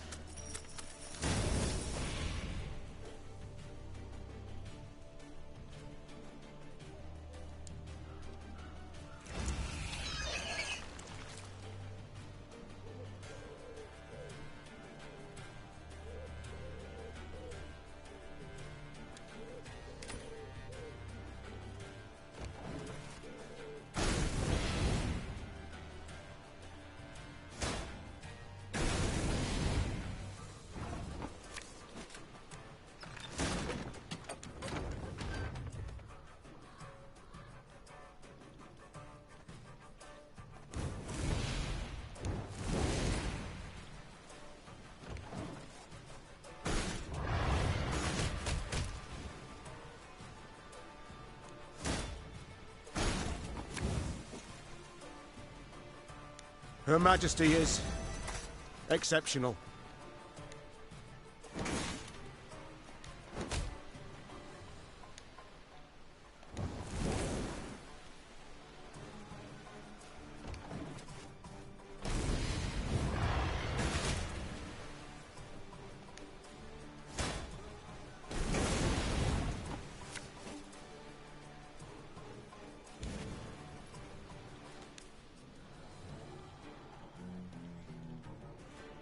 When am I going to pull back?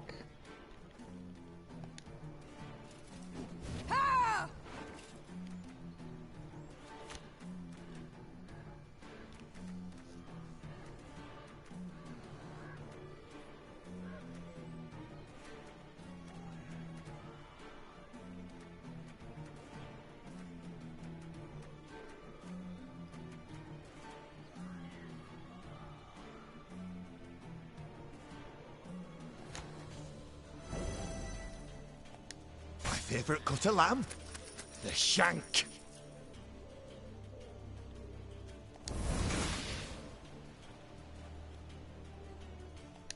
The chase is on!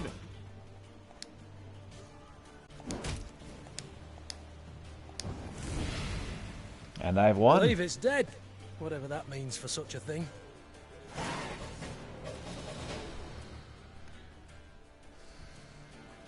Attacked from all sides, the monster teetered and swayed, fighting off their blows with ever greater difficulty. Finally, it fell to the ground and fell apart, like an undone bundle of twigs.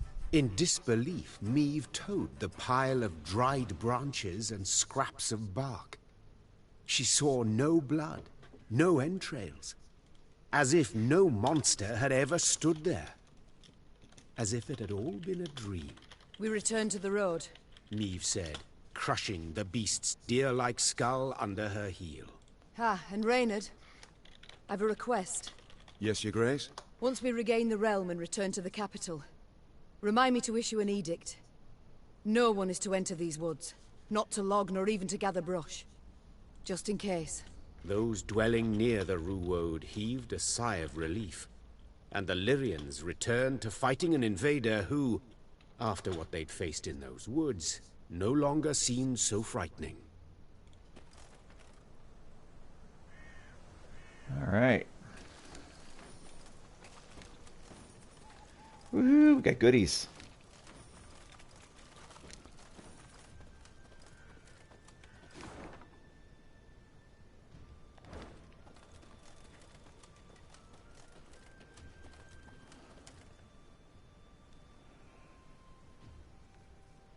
We're after 4,000, aren't we? Yep.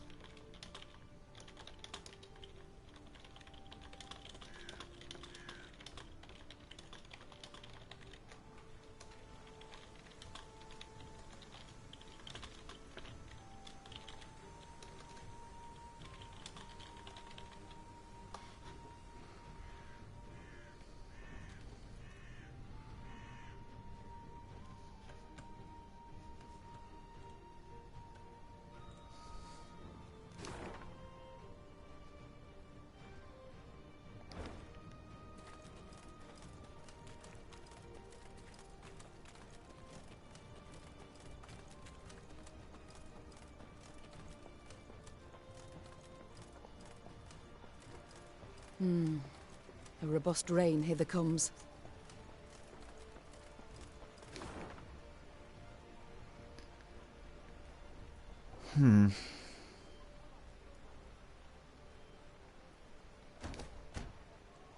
There we go, that's what I needed. My queen, the village has been slaughtered to the last, not a soul remaining. That is, save for a few Nilfgaardians. They claim to have arrived only recently, in order to learn the fate of their collector. He had arrived in the village a few days past, and has since vanished without a trace. What shall you do with the Blackclads? They have offered to buy their freedom. Their release, however, may lead to unrest within our soldiers. Alright, well, lock them up.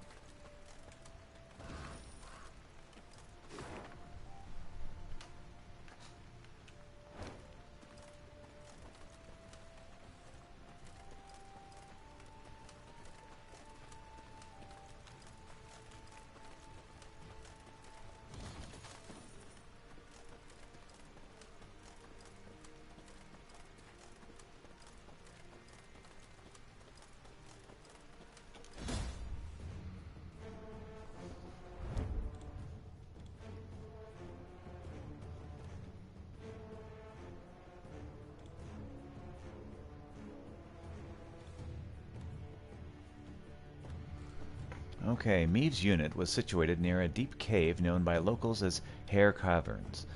Perhaps the harmless rodents truly lived there once. In any case, another beast now lives and calls the cave home. A beast that prefers a slab of beef atop its bed of lettuce and carrots. Combine at least 3 identical cards in order to damage the wyvern. Use your leader's ability. Complete the puzzle by following special rules. Follow the main objectives to win the puzzle or battle. This battle will only last 1 round. Unique cards will appear during this battle.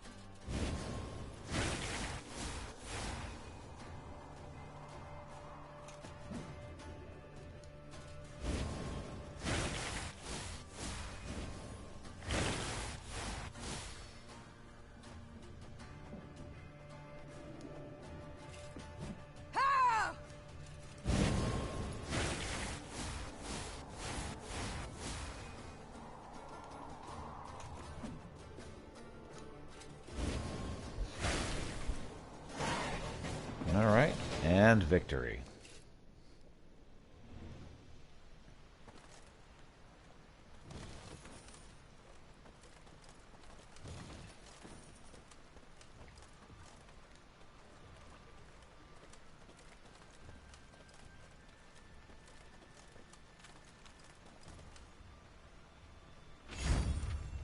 Oh boy, another avatar, but whatever.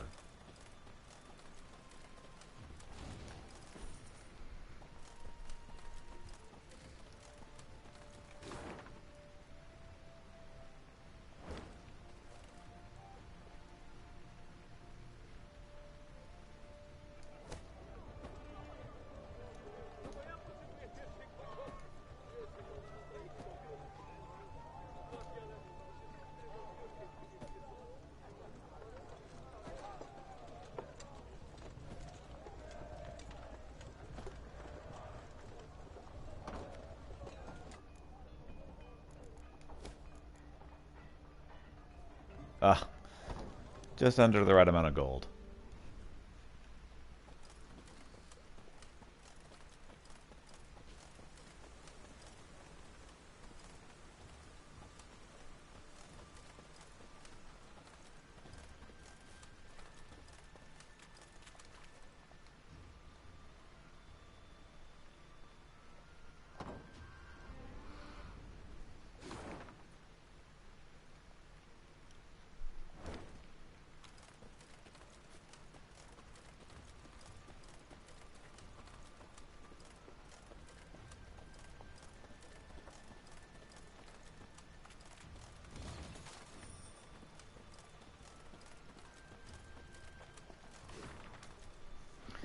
Rivians, I, Queen Meave, hereby proclaim that upon regaining our homeland, I shall immediately cease all production within local shops and forges. All goods thereafter shall be imparted to our comrades' workshops in Mahakam. As you are well aware, dwarven craftsmanship has consistently demonstrated undeniable superiority in quality over domestic goods. The propaganda.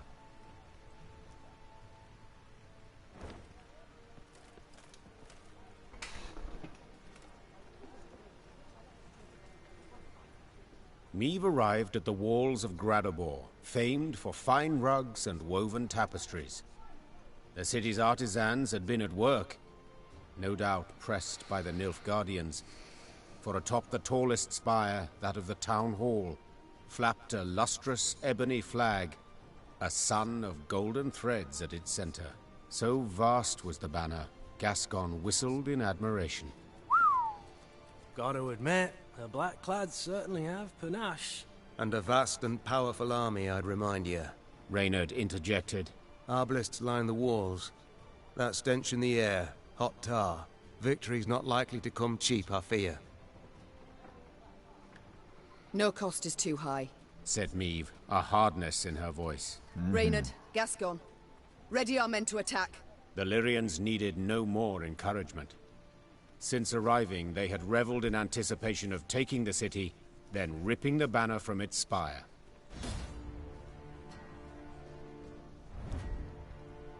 Meve instructed Reynard to personally command the catapults and ballistae during the siege. After all, they were attacking their own city. Any missile off its mark would fall upon the heads of the Queen's own subjects, and they have suffered enough in this war. This is a shortened battle.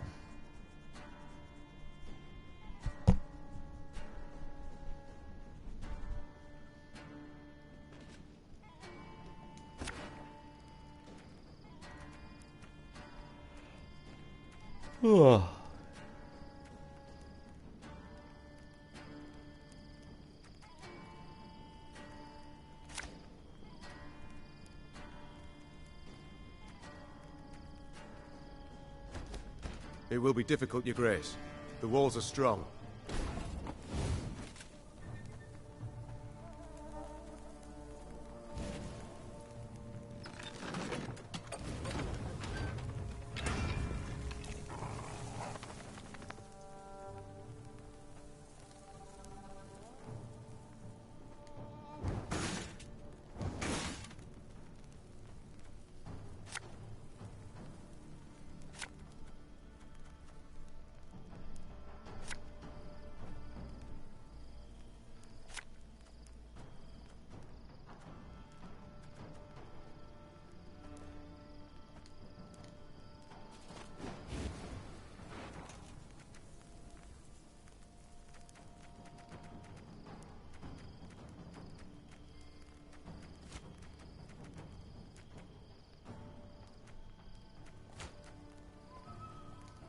Are you mad? Don't shake that! My favorite cut of lamb? The shank.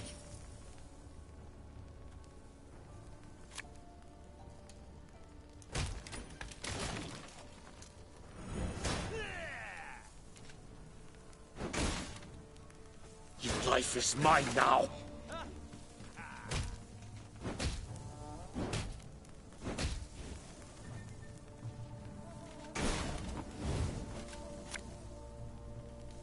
As you wish, milady.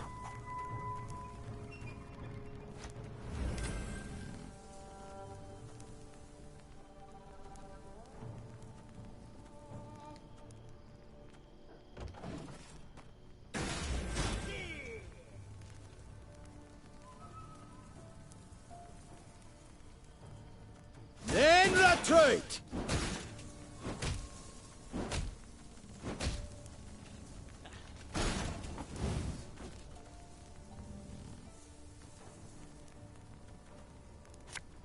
Don't need no weapon!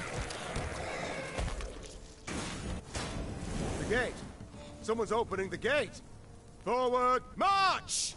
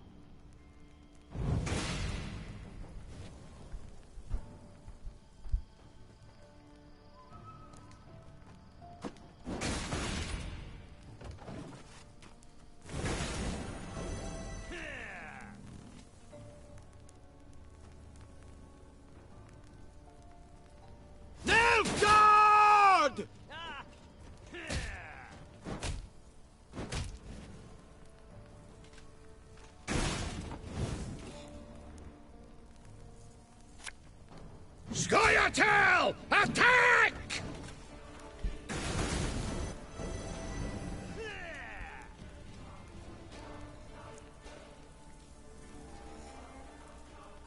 In retreat!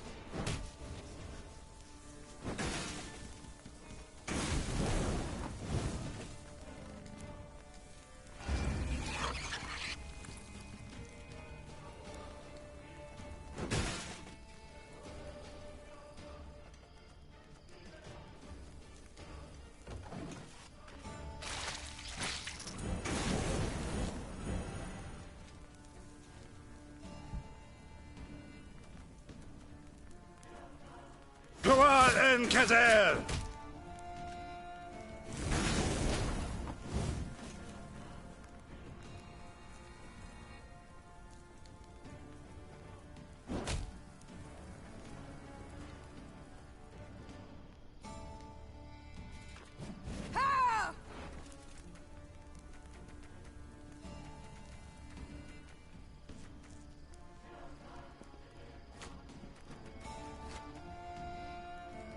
Looking to dance, mate?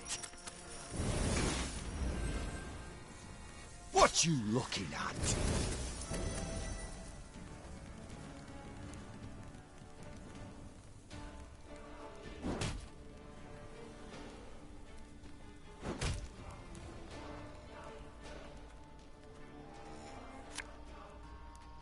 We'll catch 'em all!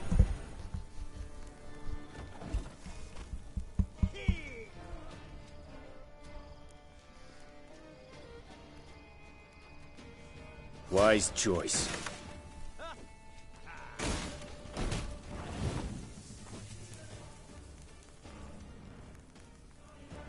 Okay.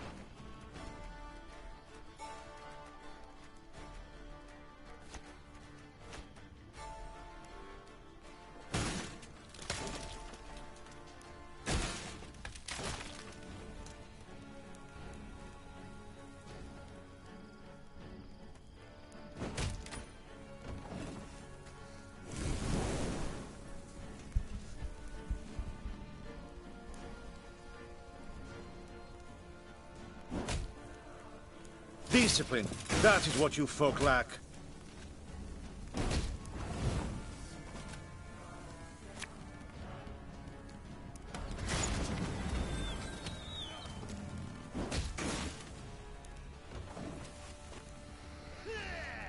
Estelat Seifel!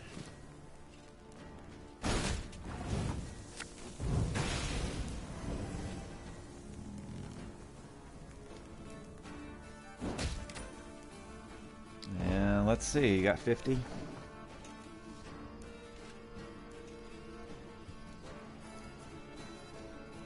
Egreto dum anima est, spes est. Elherzer. Yes?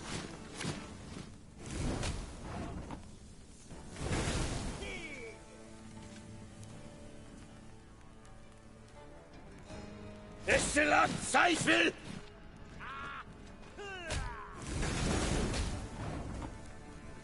Elherzer.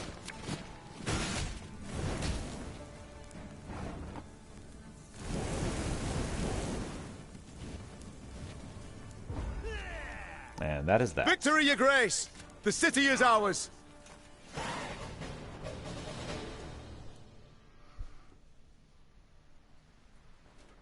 The battle for Gradobor was a hard fight, though not quite as hard as most had thought it might be. During the assault, at its critical juncture, a blow fell from the blue. The unlikely heroes, merchants and burghers brought together by the city's guilds. A wave of them, all riled, swarmed the blackclads at the gates and opened them wide to let Lyria in. Onward! Follow me! As fighting died down around the city, Meve rode for the town hall on a personal quest. Nilfgaard's vast, garish banner rippled overhead. With its halyard cut, it plunged like a great black bird, stricken. It was the last any would see of the golden sun over Gradobor. 3 cheers! Hip, hip, hooray! The Lyrians were victorious, though not without aid. Meve met with the merchants who had roused the townsfolk, inspired them to rise up and fight. Many of my soldiers, dozens, perhaps hundreds, owe you their lives today, said the Queen. For that I am deeply grateful. No, deeply indebted. Should you know a way I might repay the debt, don't for a moment hesitate to ask. The merchants exchanged glances, nodded, grunted, agreed with each other without uttering a word. Then one, a clothfuller, his moustache most robust, stepped forth, bowed low, and spoke for them all. Your Majesty, the invaders brought laws. Laws what don't agree with customs we've long held. Non-humans they forced us to accept. Let them join our guilds, sit on the city council. It's right ridiculous it is. These treacherous dwarves, why, they've been on their side from the start, so it's no wonder. But, well, the Nilfgaardian reforms, we'd like you to revoke them. Non-humans must know their place. An awkward silence ensued. All turned their eyes to the Queen, awaiting her response.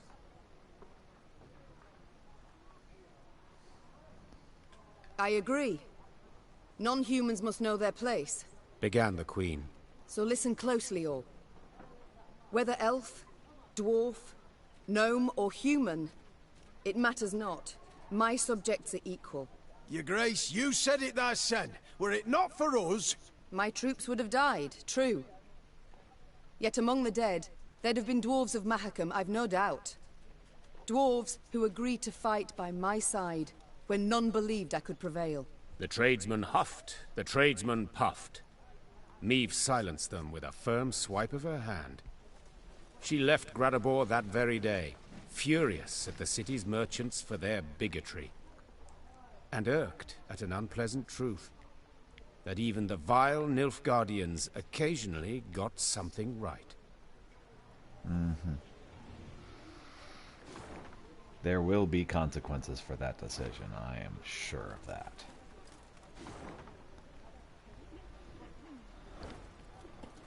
Well, our very own Queen on the Dwarf Elder's leash. Why am I not surprised?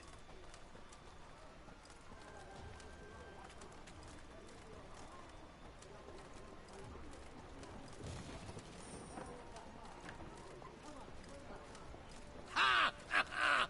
Beautifully knocked those racist knoblickers down a peg! Here, here, dear Queen!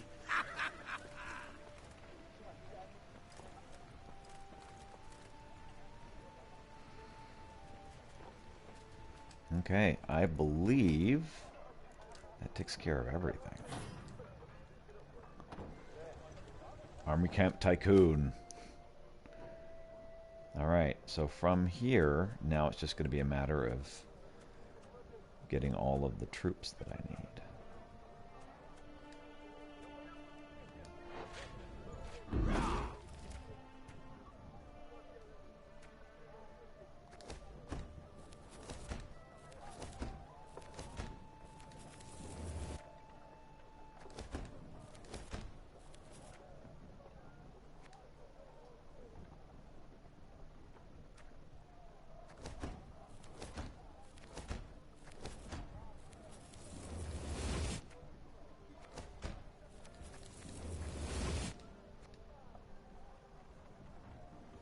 Oh, we need more gold for him, huh?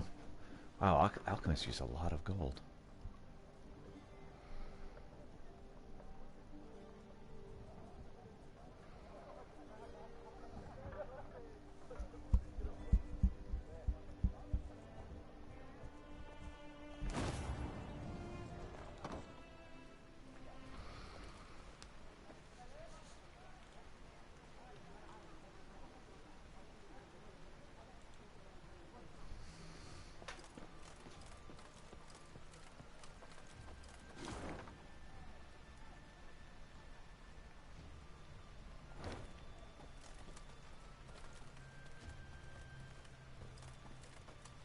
go kill a monster, shall we? Milady, neckers have nested in the field. The beasts have a nasty habit of hoarding stolen trinkets. We may unearth some of them, but I cannot guarantee we'll escape without losses. It's worth the risk. Let's get to work.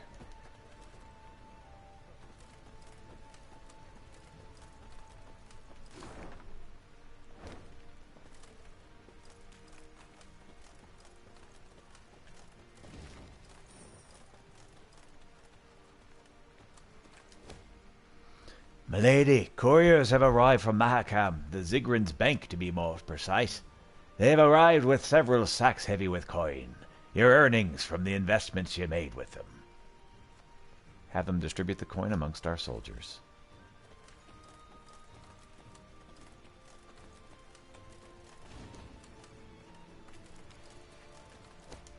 Your Grace, these hovels are inhabited by elves. They are starving, for none of the Gabor are willing to trade with them. They have offered to sell what little they have for next to nothing. Mere scraps and modest coin.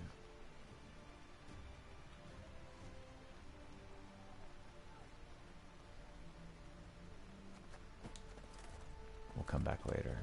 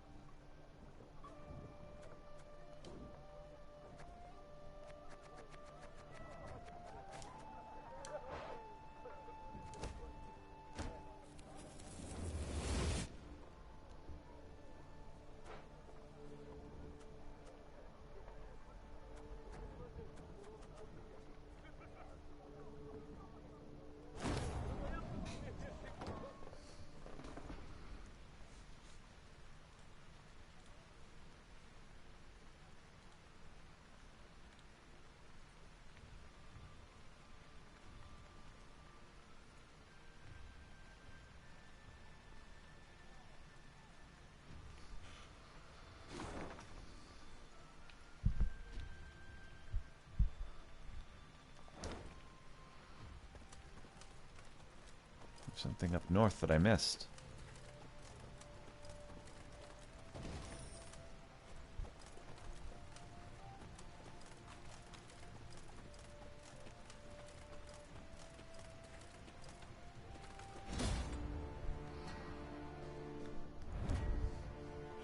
The vast majority of Rivians greeted the return of their queen with joy and relief.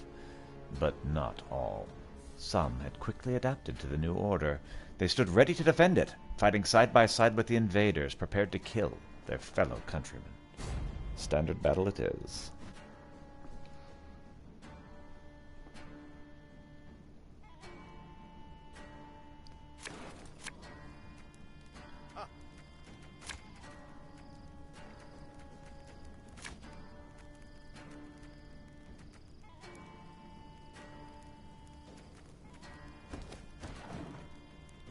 Oh, Lyrian lummoxes.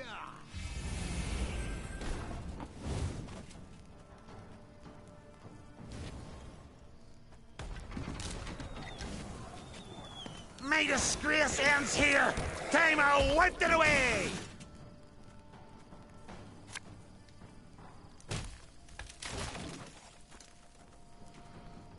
New orders? No? Ah.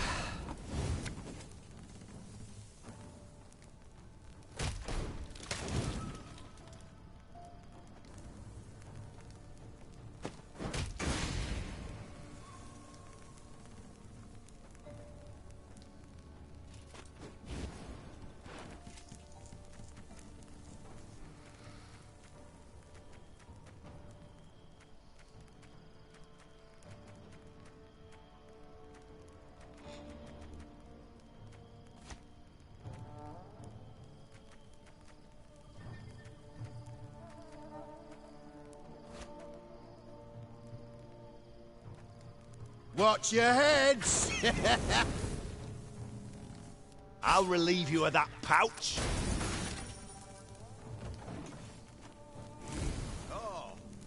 Can't take it anymore.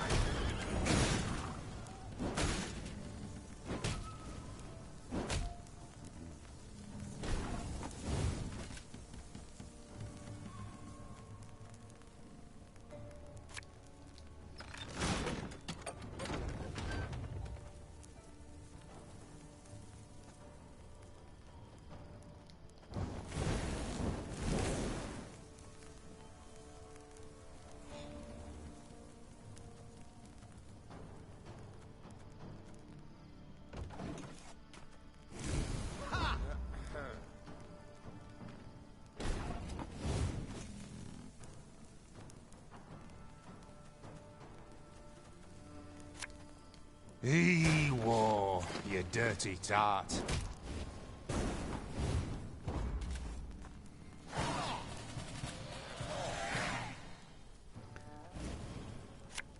All right. Well, that was the first round.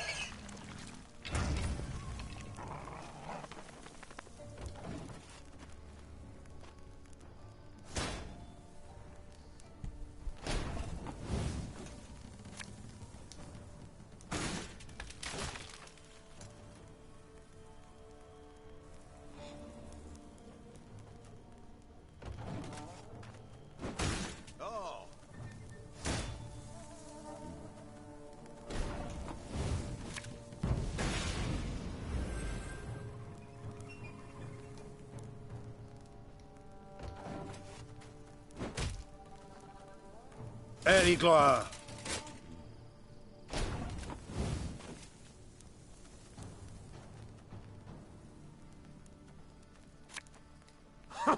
Think I'm afeard!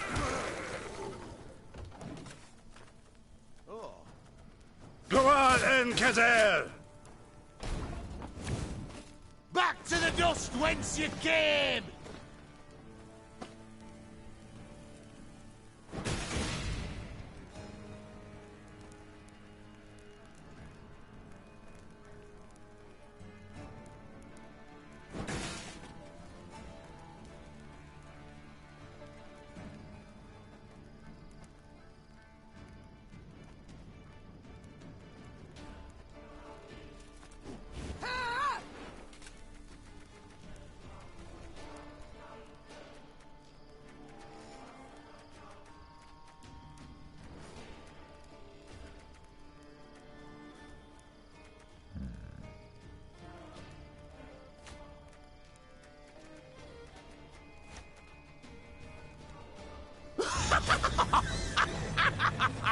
The chase is on!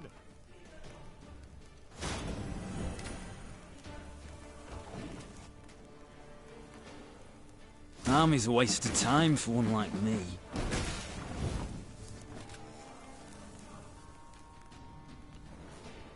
Four.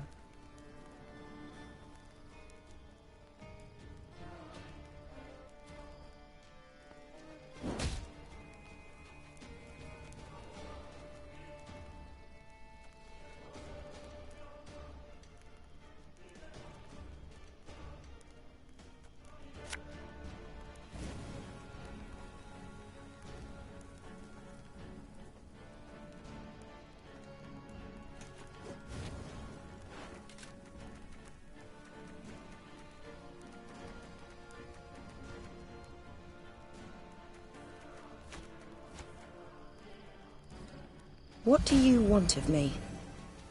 Catch!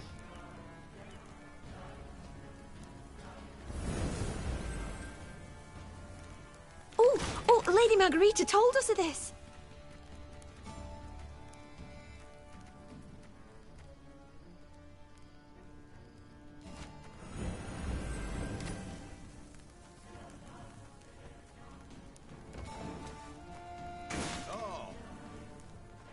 Left, right, left, right. Hail, Kerzer!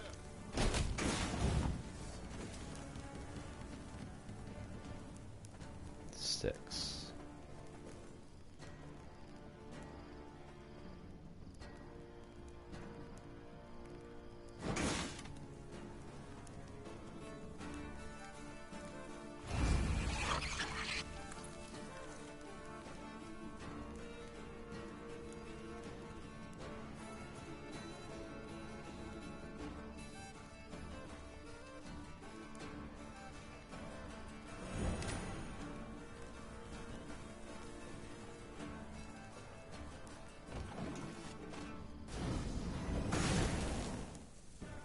Got any victuals? Hungry like a wolf, I am.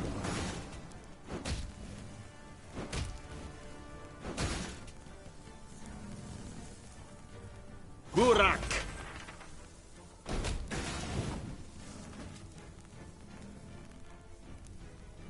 7.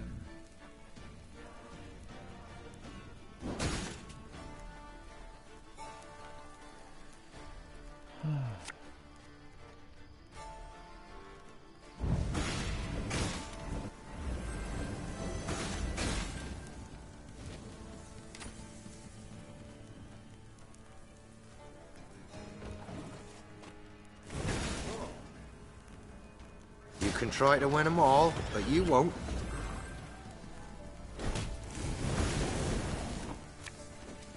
Never had your kneecaps broken.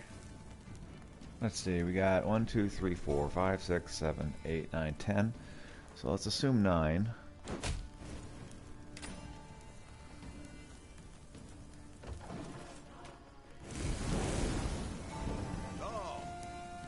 Can't take it anymore.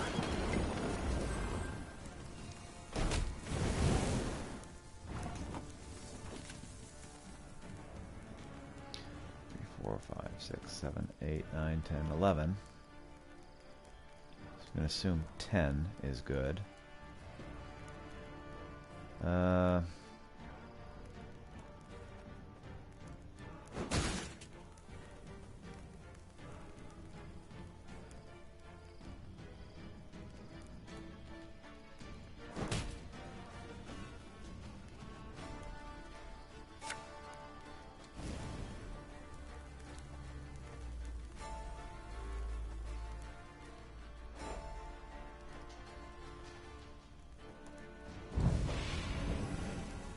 Back.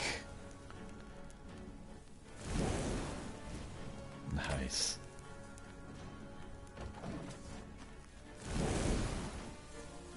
For Rivia!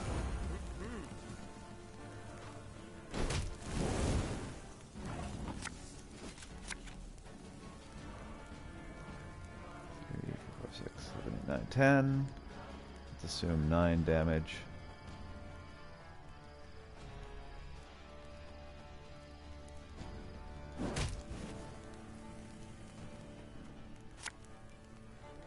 Discipline shall bring us victory!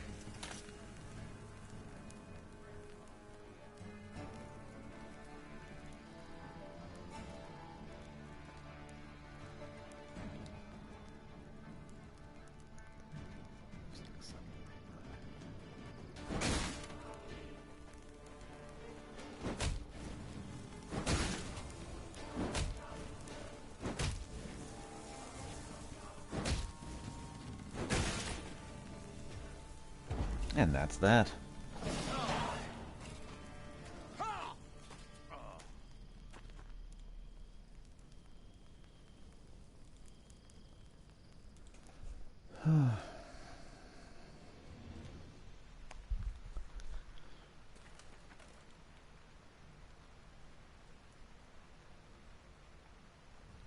Okay.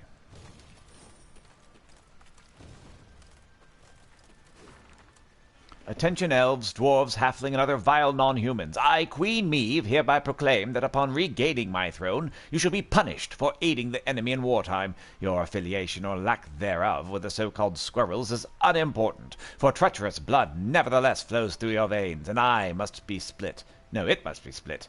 Spilt. Whatever. Her Majesty, the Right Divine Queen Meve of Lyria and Rivia.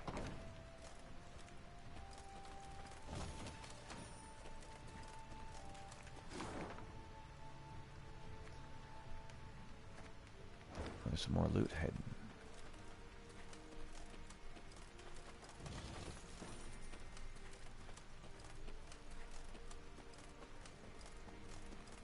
So what I'm going to do is I'm going to sell some possessions so we can give these people a fair price.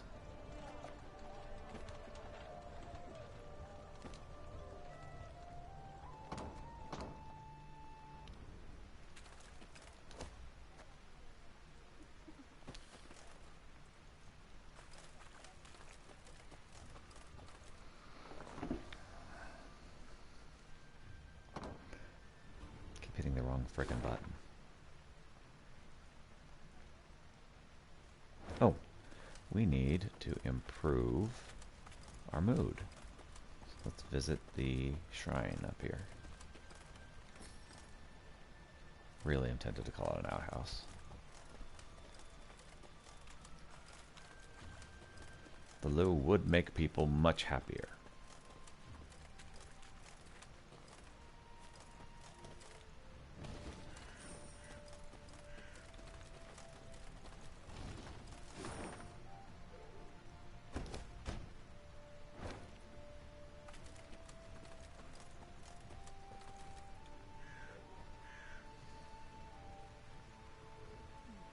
Wailing pitifully to a priestess's moving song. The soldiers dutifully lowered their heads. Their minds sought out fallen comrades and kin, and they wondered whom else the war would yet claim. Listen, said Gascon, stirring Meve from her own meditation. I think I'll veer off for a bit. What for? To offer your condolences? In a manner of speaking. But just go on. I'll rejoin you soon.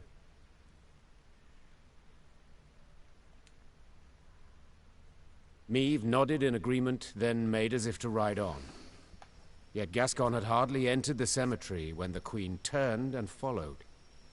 Gascon quickly realized he was not alone. Oh, Meve. Had I been plotting to do you no good, I'd not have announced I was sneaking off to do it. What do you mean? Come now, Meve, don't play the fool. You don't trust me, so you followed. Probably thought I'd commune with Epdahi in some crypt. Nay, better, the Conclave of Mages. Well, rest assured then. For if I truly had something I wanted to conceal, I dare say you'd not have noticed me slip off.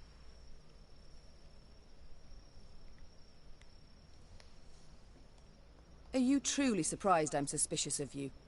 Truly, allow me to remind you, you were prepared to deliver my head to the Nilfgaardians on a silver platter. And allow me to remind you that I did no such thing. In fact, I subsequently saved your life. And shouldn't the latter trump the former? At least in your memory. Gascon, I've grown used to you bending the rules of decorum, but now you overstep, sir. You overstep. Oh, will you have me flogged? Hold your tongue, sir, or I shall indeed. Splendid.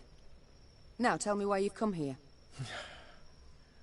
If you absolutely must know, then follow me. Gascon led Meve through the ruins of a mausoleum, past its decapitated statues, past ancient gravestones effaced, past sarcophagi smashed to pieces. Whose is it? Could it be... Yes, Meve. My family's vault. The Brossards. The Brossards? Wait. The Brossards? The very same. Traitors who in 1258 revolted against King Reginald, your late husband. The earth lie lightly upon him. An error, most certainly. We paid dearly for it. Reginald had no mercy, decimated the family. As you can see, didn't even spare the dead. I was outside, away from the house. It is the only reason I survived. Was 8 at the time. Stripped of title and home. Well, I'm sure you can guess the rest. Frankly, do my damnedest not to think on it. But the wall, the cemetery, seeing them awoke all the old demons. Your crest. I seem to recall a pointer. The Duke of Dogs. Now I understand. The Brossard's trial I remember well. Reginald was angry. He prodded and pushed. Too far. The sentence was cruel, spiteful. I felt it all, but said nothing. I'm so very, very sorry, Gascon. Water under the bridge. And the past's a thing none of us can change.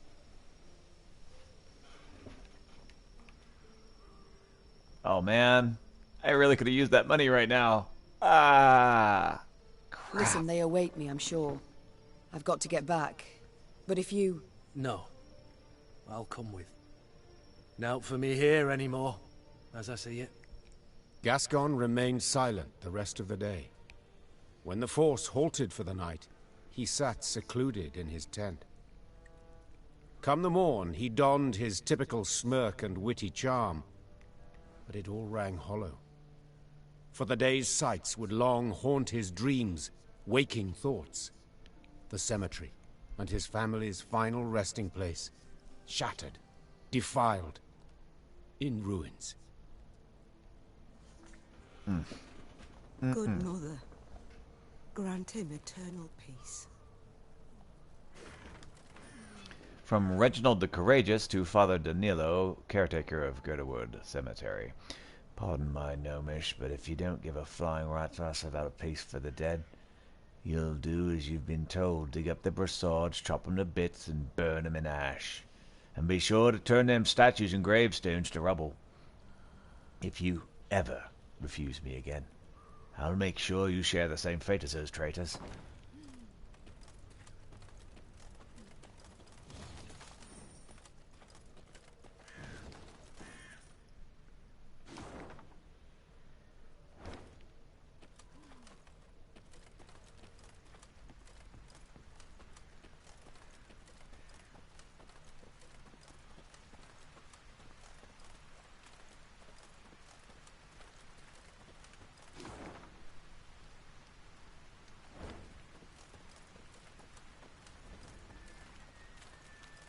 Through the fourth wall. Hey, you got an Easter eggs.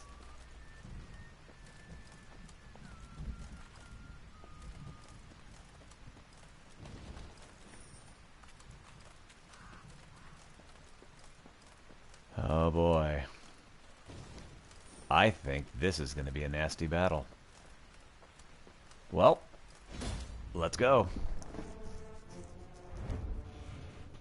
Some people do whatever necessary to realize their ambitions. Cut any deal. Pay any price. For example, there was once a young Rivian man who sold his soul to master the arcane magical arts. To whom did he sell it, you might ask? Well, it's safer not to utter his name. Banish any enemy cards before yours are banished. Complete the puzzle by following the rules. Follow the main objectives to win the puzzle or battle. The battle will last only one round, and unique cards will appear in this battle.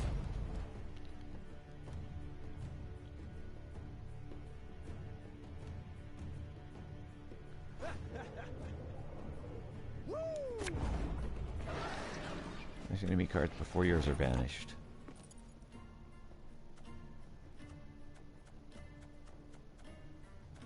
Oh, this is a game of memory.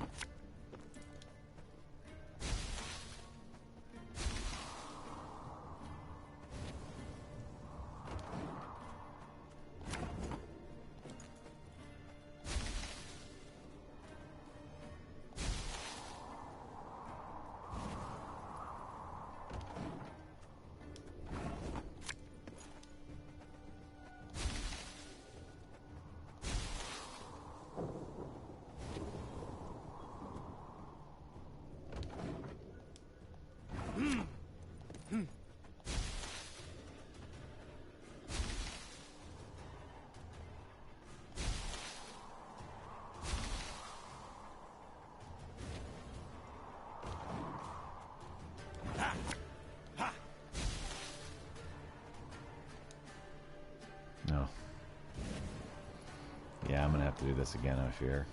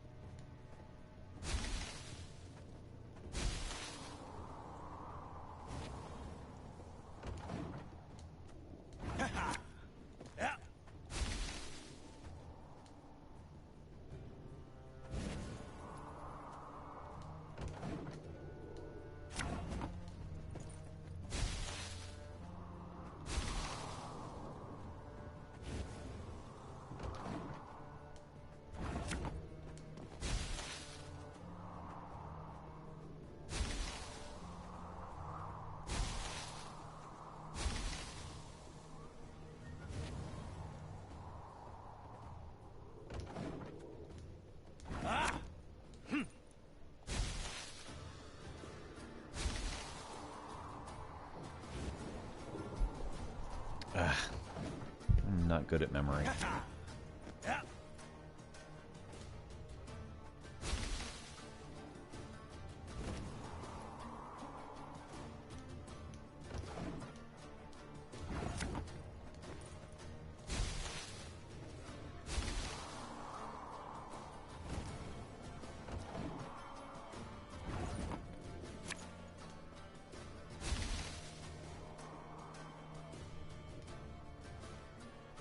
Whatever. I lose.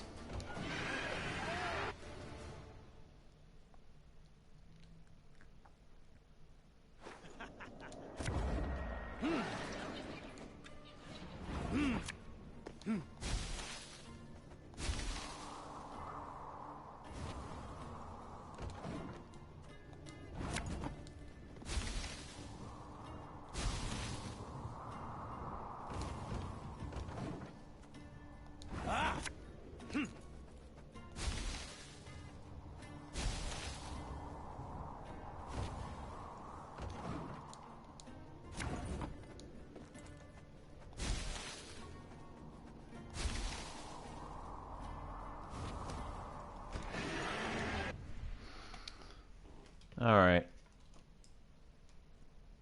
Time to use a piece of paper to try to get this done.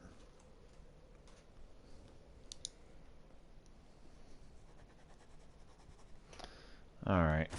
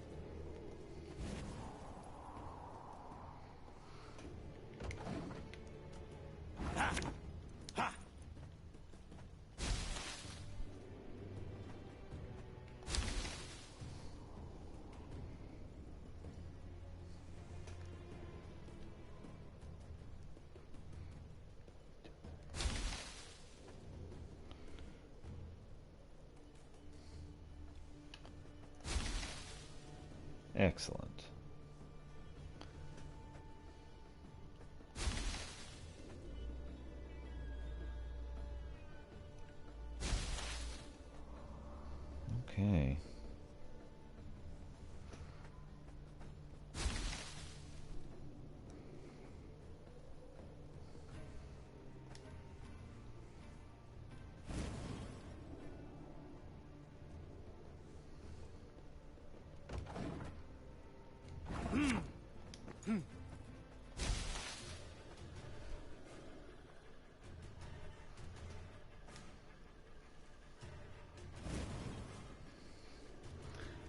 and 4.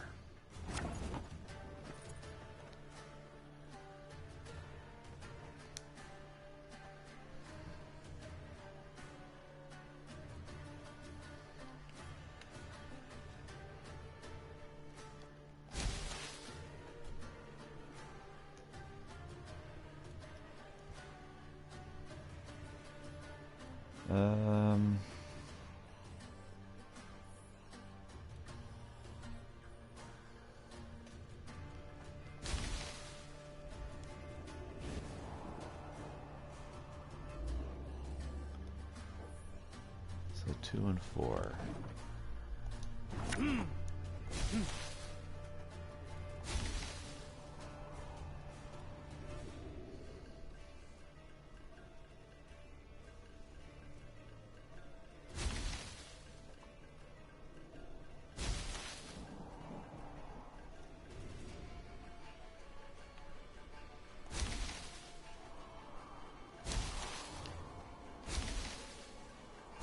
Alright, there we go.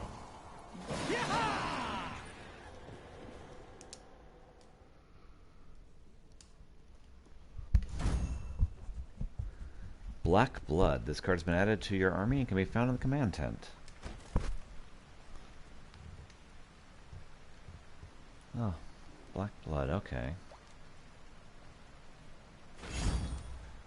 You've discovered a card that can be used in the Gwent multiplayer card game. Xavier. I am Amadeus Rittenhall. In exchange for thorough knowledge of the arcane magic arts, hereby pledge my soul. I shall repay my debt only in such time when the sun rises over Rivia in the dark of night. I sign this contract with my blood in full understanding that it cannot under circumstance be breached.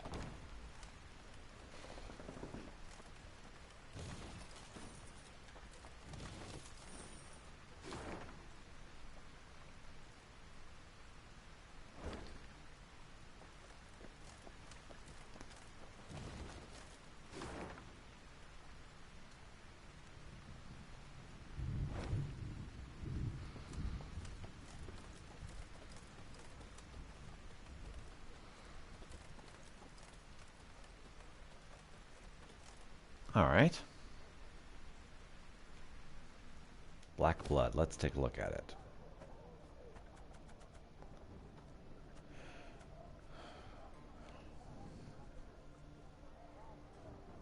Damage all enemies by 1 and boost an ally by the amount damaged. Sorry, that's not quite good enough for what I've got. I think I was supposed to find this a lot earlier than I did.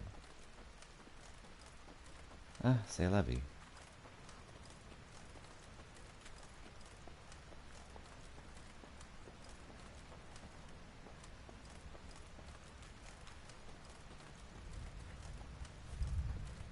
The Return of the Queen.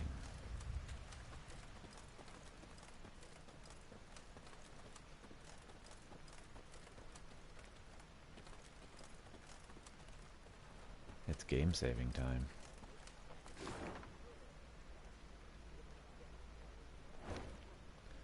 Let's actually head just a little bit east of here, because there are goodies to pick up. Is that all there is? Looks like there's some down there too. Doesn't look like I can reach it right now. Alright.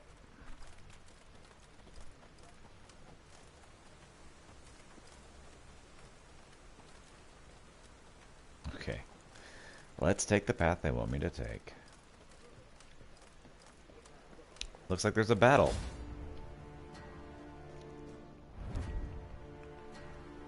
Upon noticing Meave's approach, the Nilfgaardian sentry sounded his horn. Before his tune was finished, however, he was silenced by a Lyrian bow. The guard, covered in blood, slumped to the ground, lifeless. The battle's first victim had been claimed.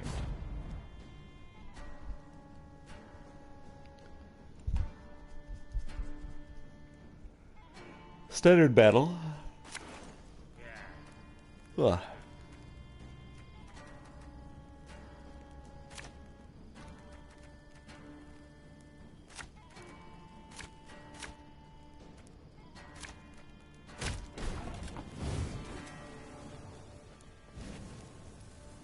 Ewo, you dirty tart.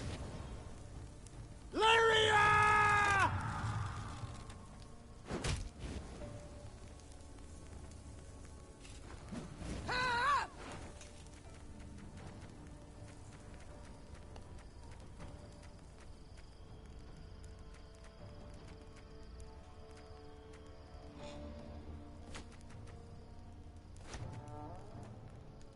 Catch! Doubt I'll ever pay off these school loans. Too relatable.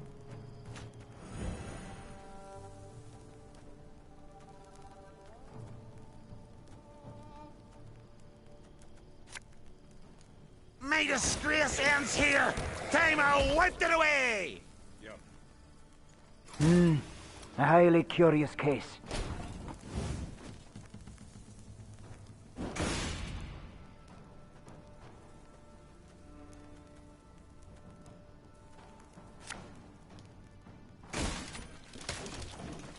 So he's gonna put it on fire or put it in the trap. And really the trap is the better option.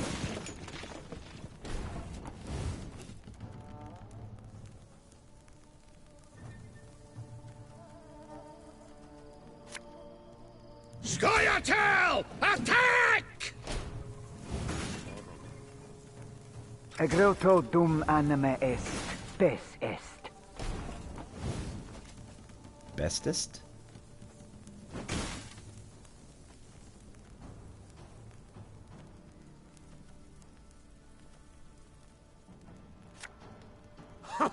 Think I'm afeard! 152, 154.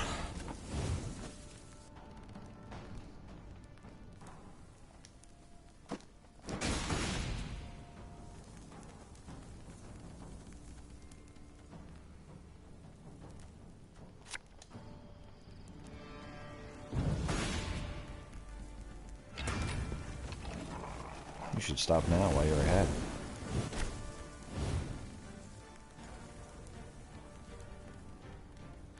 Actually, you should stop now while I'm ahead. There we go.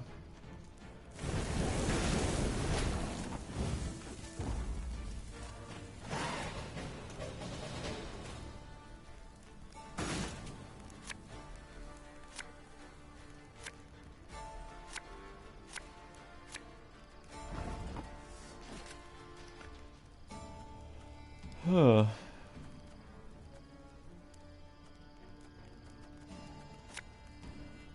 Never had your kneecaps broken. Should have. Oh well. Scrubbing duty again? Oh, gods.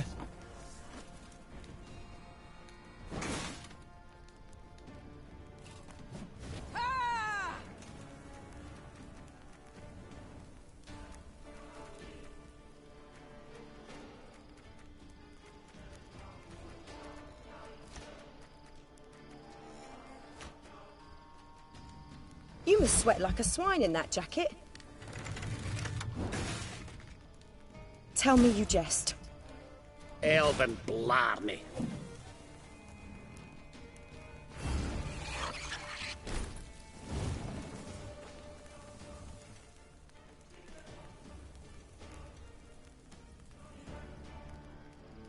Yes.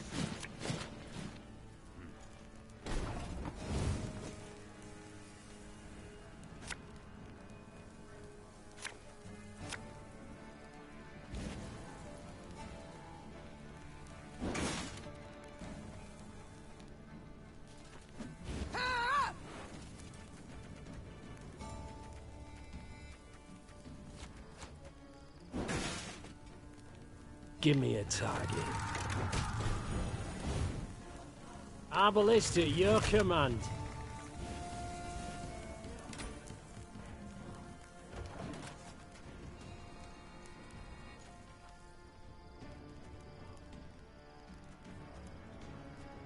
Of course, as you wish, master.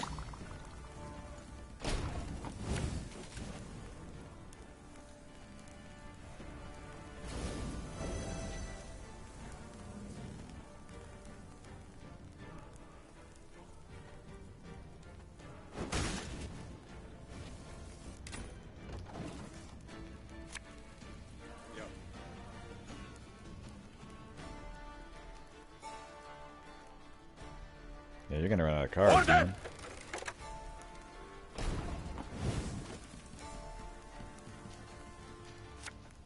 The chase is on!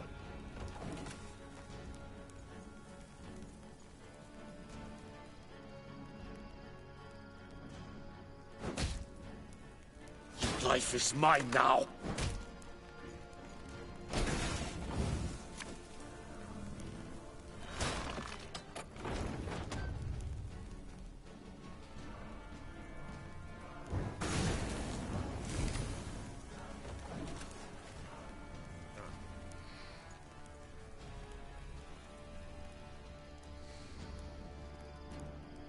Discipline.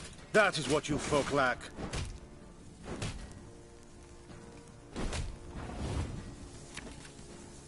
Back to the dust whence you came!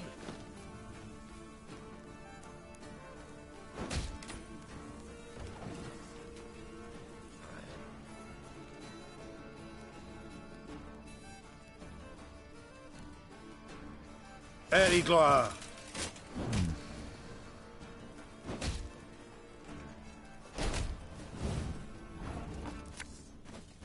Every rib's a thief.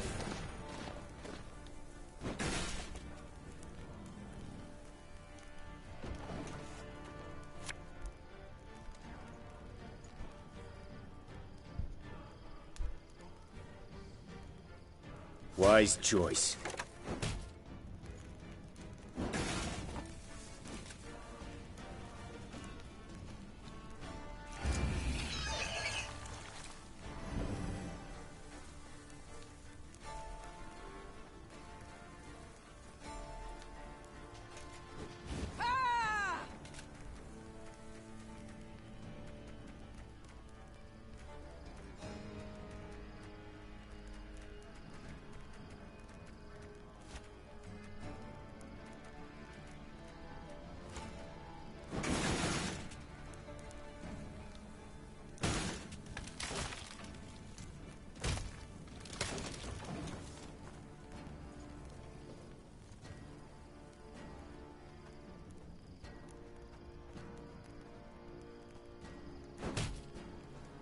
Order!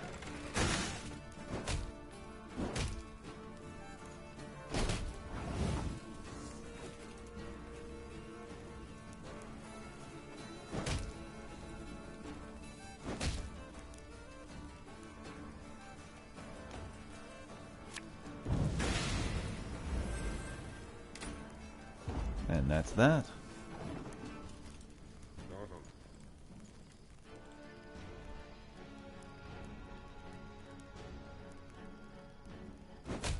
My prescription, a bit of bloodletting.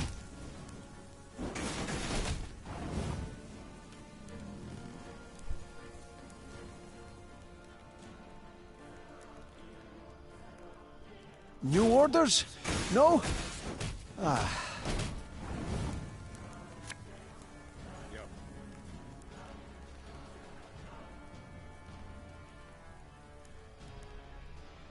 Hellcats out!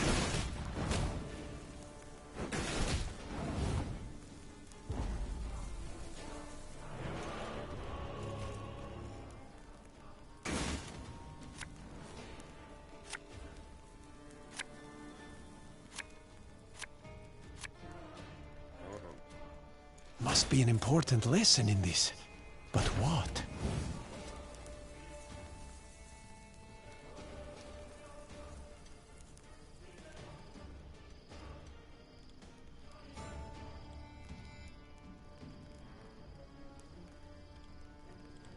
All right.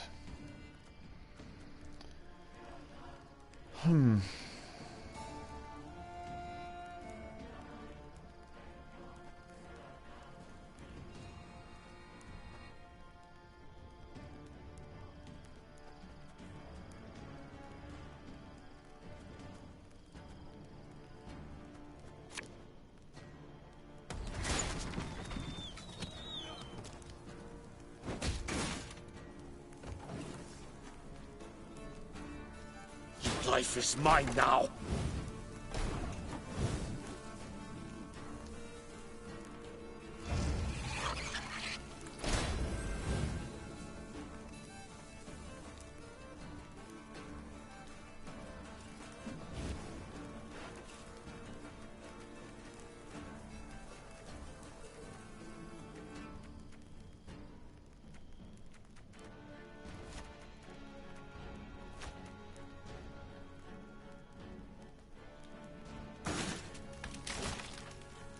is Freya!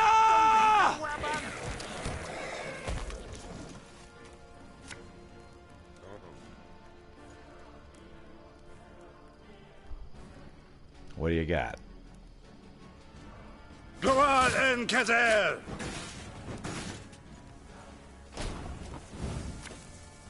What do you want of me?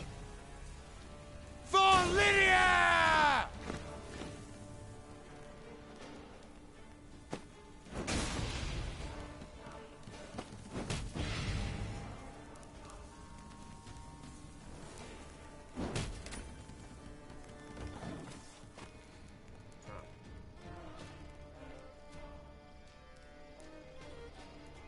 Yeah! Yeah!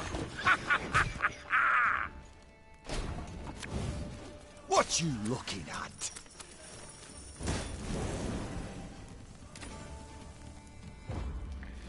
Okay, should be able to do 2, and that's it.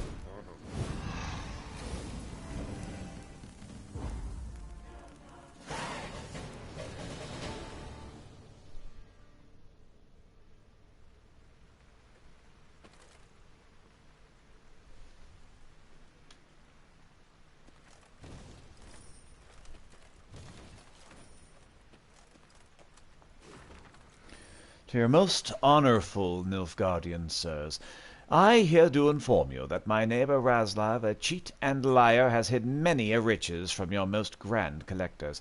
Here be a map of you, for you highly esteemed sirs, drawn by myself for once, which shows where he stashed his goods.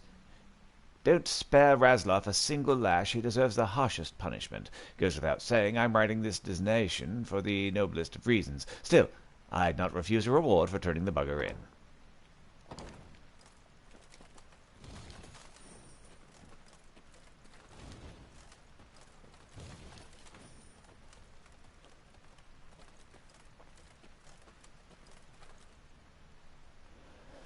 All right.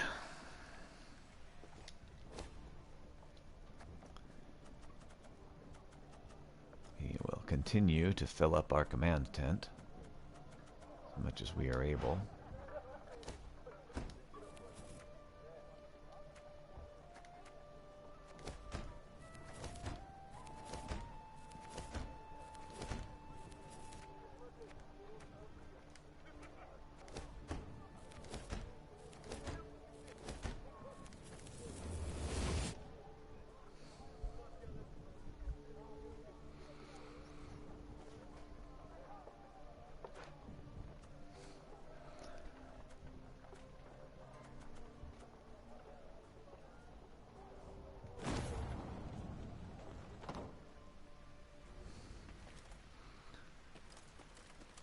All right.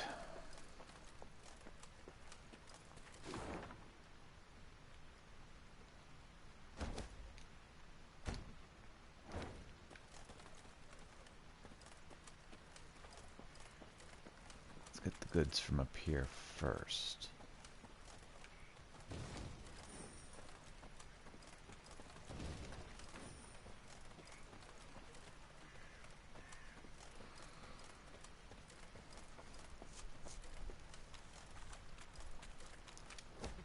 Your Majesty, a hunter from the shack came out to meet us. Said he'd found an object most odd and mystical when out hunting. Could be a piece of something larger, though of what he can't be sure. He thought it might prove of interest to you, Your Grace, and he's offering to sell it. Mystical, he claims. How could I refuse? Oh, that looks nice.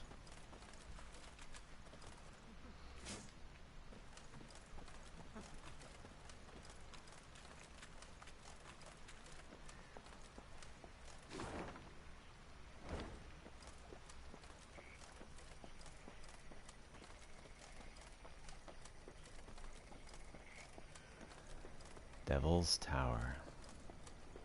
The Queen had chosen to meet Willem at Devil's Tower, and not without purpose. The structure stood on an isle, so no foe could approach without first exposing themselves on a narrow bridge. The isle had little vegetation midst which to conceal a large force. A small unit could evade detection. Altogether not much to fear. No escorts were your terms. Began Gascon, with a hint of mischief. But better safe than sorry, I always say. What are you suggesting? Yours truly and 4 chaps behind the walls. Give a signal, any signal, and we'll leap to your side. Meve struggled with her conscience. There was no honor in Gascon's plan, but prudence, certainly. In the end, she nodded in agreement, though not without compunction. Willem arrived soon after, the heavily armored cavalry he had in tow clearly there to boost his courage. He left them at the foot of the bridge and rode across alone. A stiff wind from the river nearly made off with his ermine fur cloak.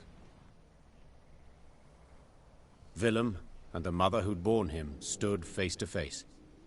They gazed into each other's eyes, waiting to see who would look away first.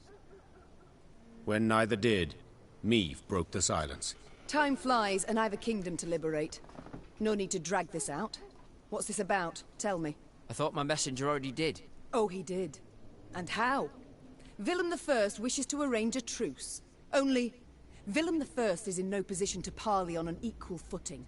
Willem I can, at most, offer his unconditional surrender, because Willem I's losing this war. Yes, Mother, I am.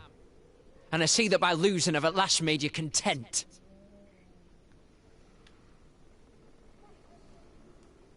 Willem, we do not meet as mother and son.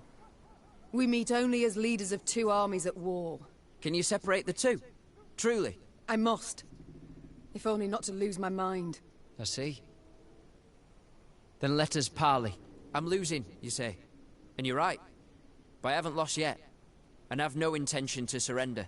I am ready, however, to renounce my fealty to the Empire and pledge my forces to you. As long as you fulfill my conditions. Mm-hmm. Let me hear them. First, you will not rescind the reforms I've authorized already, any of them.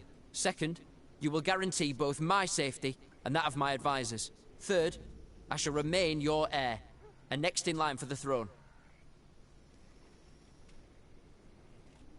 Impudent child. Insolent beyond all measure. Well, I had to try. Goodbye, Mother. And may you... Hold. I didn't say I reject them. It's come my turn to listen. You're impertinent, Willem. As you should be.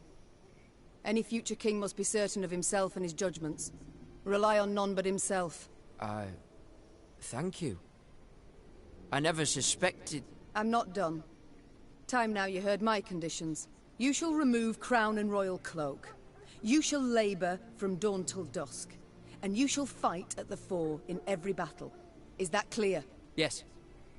Yes, Your Majesty. It's settled then. Now the road beckons. Willem bowed, turned, and walked away.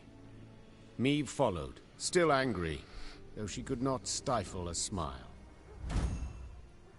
Prince Willem. This card has been added to your army and can be found in the command tent. Soon thereafter, Meve's army set out towards Rivia Castle.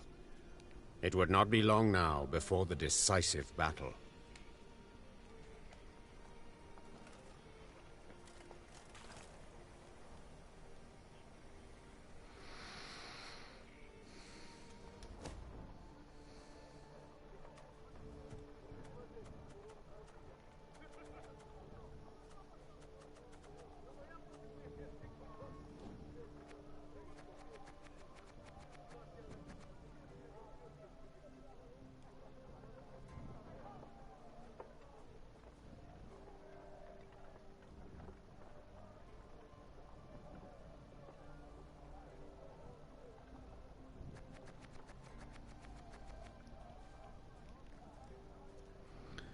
Need to drop 13.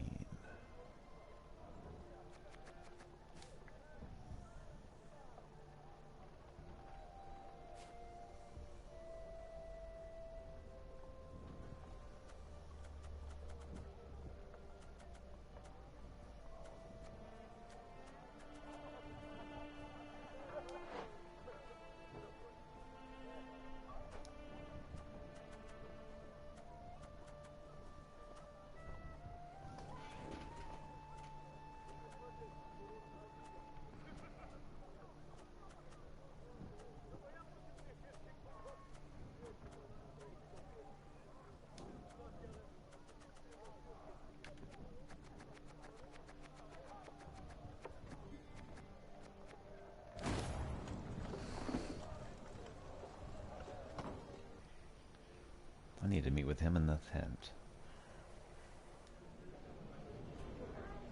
How do you fare, my son? My advisors, have you met them? I certainly tried, but they've no wish to speak with me. Begin to mumble when I draw near. Even the ridiculously reverent Count Reynard. Well, suspicion must still grip their minds. And for good reason, you must admit. Yes. I've got a lot of work ahead of me, that's plain to see. And you shall get to it straight away. As soon as we've spoken. Your reforms. Tell me about them. You insist that I not repeal them. They must be a source of pride. Mother, why must you mock me?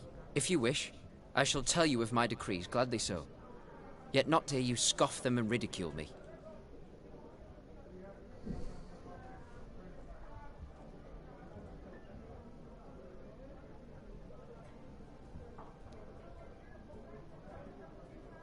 If there's any merit to them, you've naught to fear.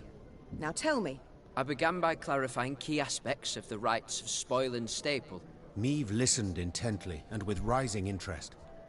With her son's every word, her skepticism waned, giving way to swelling pride. And thence my decision to revoke Sparless trade privileges. You stand quiet, Mother. Awfully so.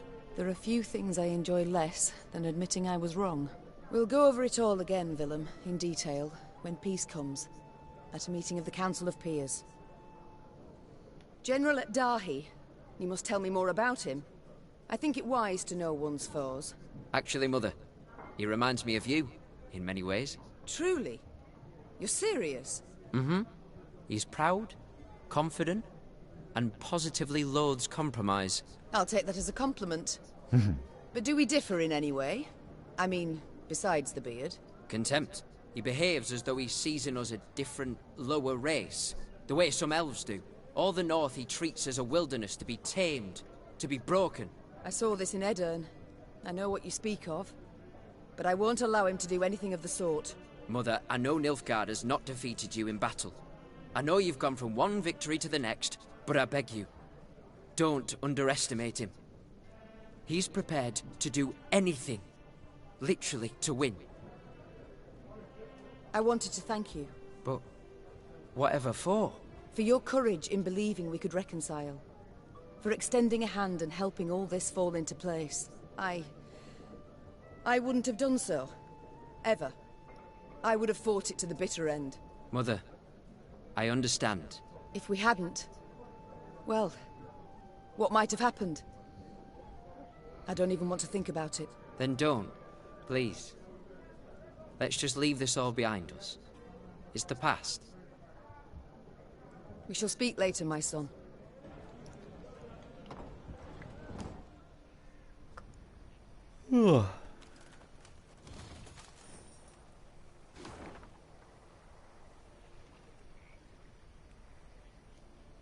Alright, I think that's good for now.